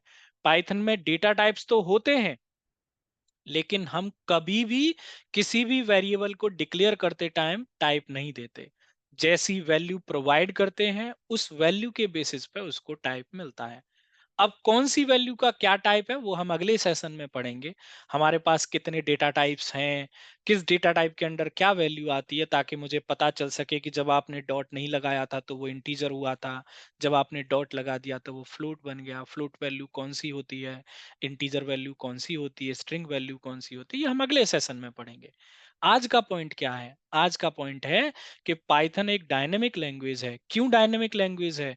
क्योंकि हम वेरिएबल को डिक्लेयर करते टाइम टाइप नहीं दे रहे हैं, उसको टाइप मिल रहा है। लेकिन कैसे मिल रहा है? रन टाइम पे। कब? जब मेरा प्रोग्राम रन हुआ, तब जब एक्स आपका डिफाइन हुआ तब उसको टाइप मिला। और वो टाइप किसने दिया? पाइथन ने। किसके बेसिस पे? प्रोवाइडेड वैल्यू के बेसिस पे। इसलिए इसको डायनेमिक बोलते हैं। और यहाँ आपने पहले ही टाइप दे दिया, तो पाइथन को बाद में इसको टाइप देना नहीं पड़ा, क्योंकि आपने यहाँ पहले ही फिक्स कर दिया। फिक्स कर दिया मतलब स्टैटिक कर दिया, इसलिए इसको स्टैटिक बोलते हैं। ये सबको समझ में आया?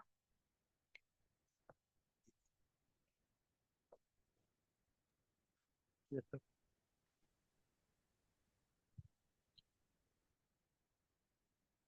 तो ये पाइथन के फीचर्स हैं जिससे आपको हेल्प मिली होगी पाइथन को और थोड़ा सा समझने में। मैं और ज्यादा डीप में आज नहीं जाऊंगा नहीं तो आप कल ही बोलोगे मुझे नहीं पढ़ना निशान से, पता नहीं उसने क्या पढ़ाया, मेरी तो समझ में ही नहीं आया। इसलिए हम आज इसको यहीं छोड़ते हैं, अगले सेशन में हम पढ़ेंगे। अगले सेशन में हम समझेंगे कि भाई हम पाइथन इंस्टॉल कैसे करेंगे, कौन सा एडिटर हम यूज करेंगे, प्रोग्राम कैसे एग्जीक्यूट करेंगे। ये सारी चीजें हम अगले सेशन में देखेंगे। फिर अगले सेशन में हम प्रोग्रामिंग के बेसिक्स पढ़ेंगे, जैसे डेटा टाइप्स हो गए, ऑपरेटर्स हो गए, नेमिंग कन्वेंशन के रूल होते हैं, ये बहुत सारी बेसिक्स में आती हैं, और ये हम पढ़ेंगे अगले सैटरडे। खैर हालांकि मैं कभी ऐसा करता नहीं हूँ कि मैं पहले ही सेशन के बाद दूसरे दिन की छुट्टी रखूं, बट ये ईयर एंड है। आ, हालांकि But yeah, पैसा Sunday is off, right? Not every Sunday but only this Sunday.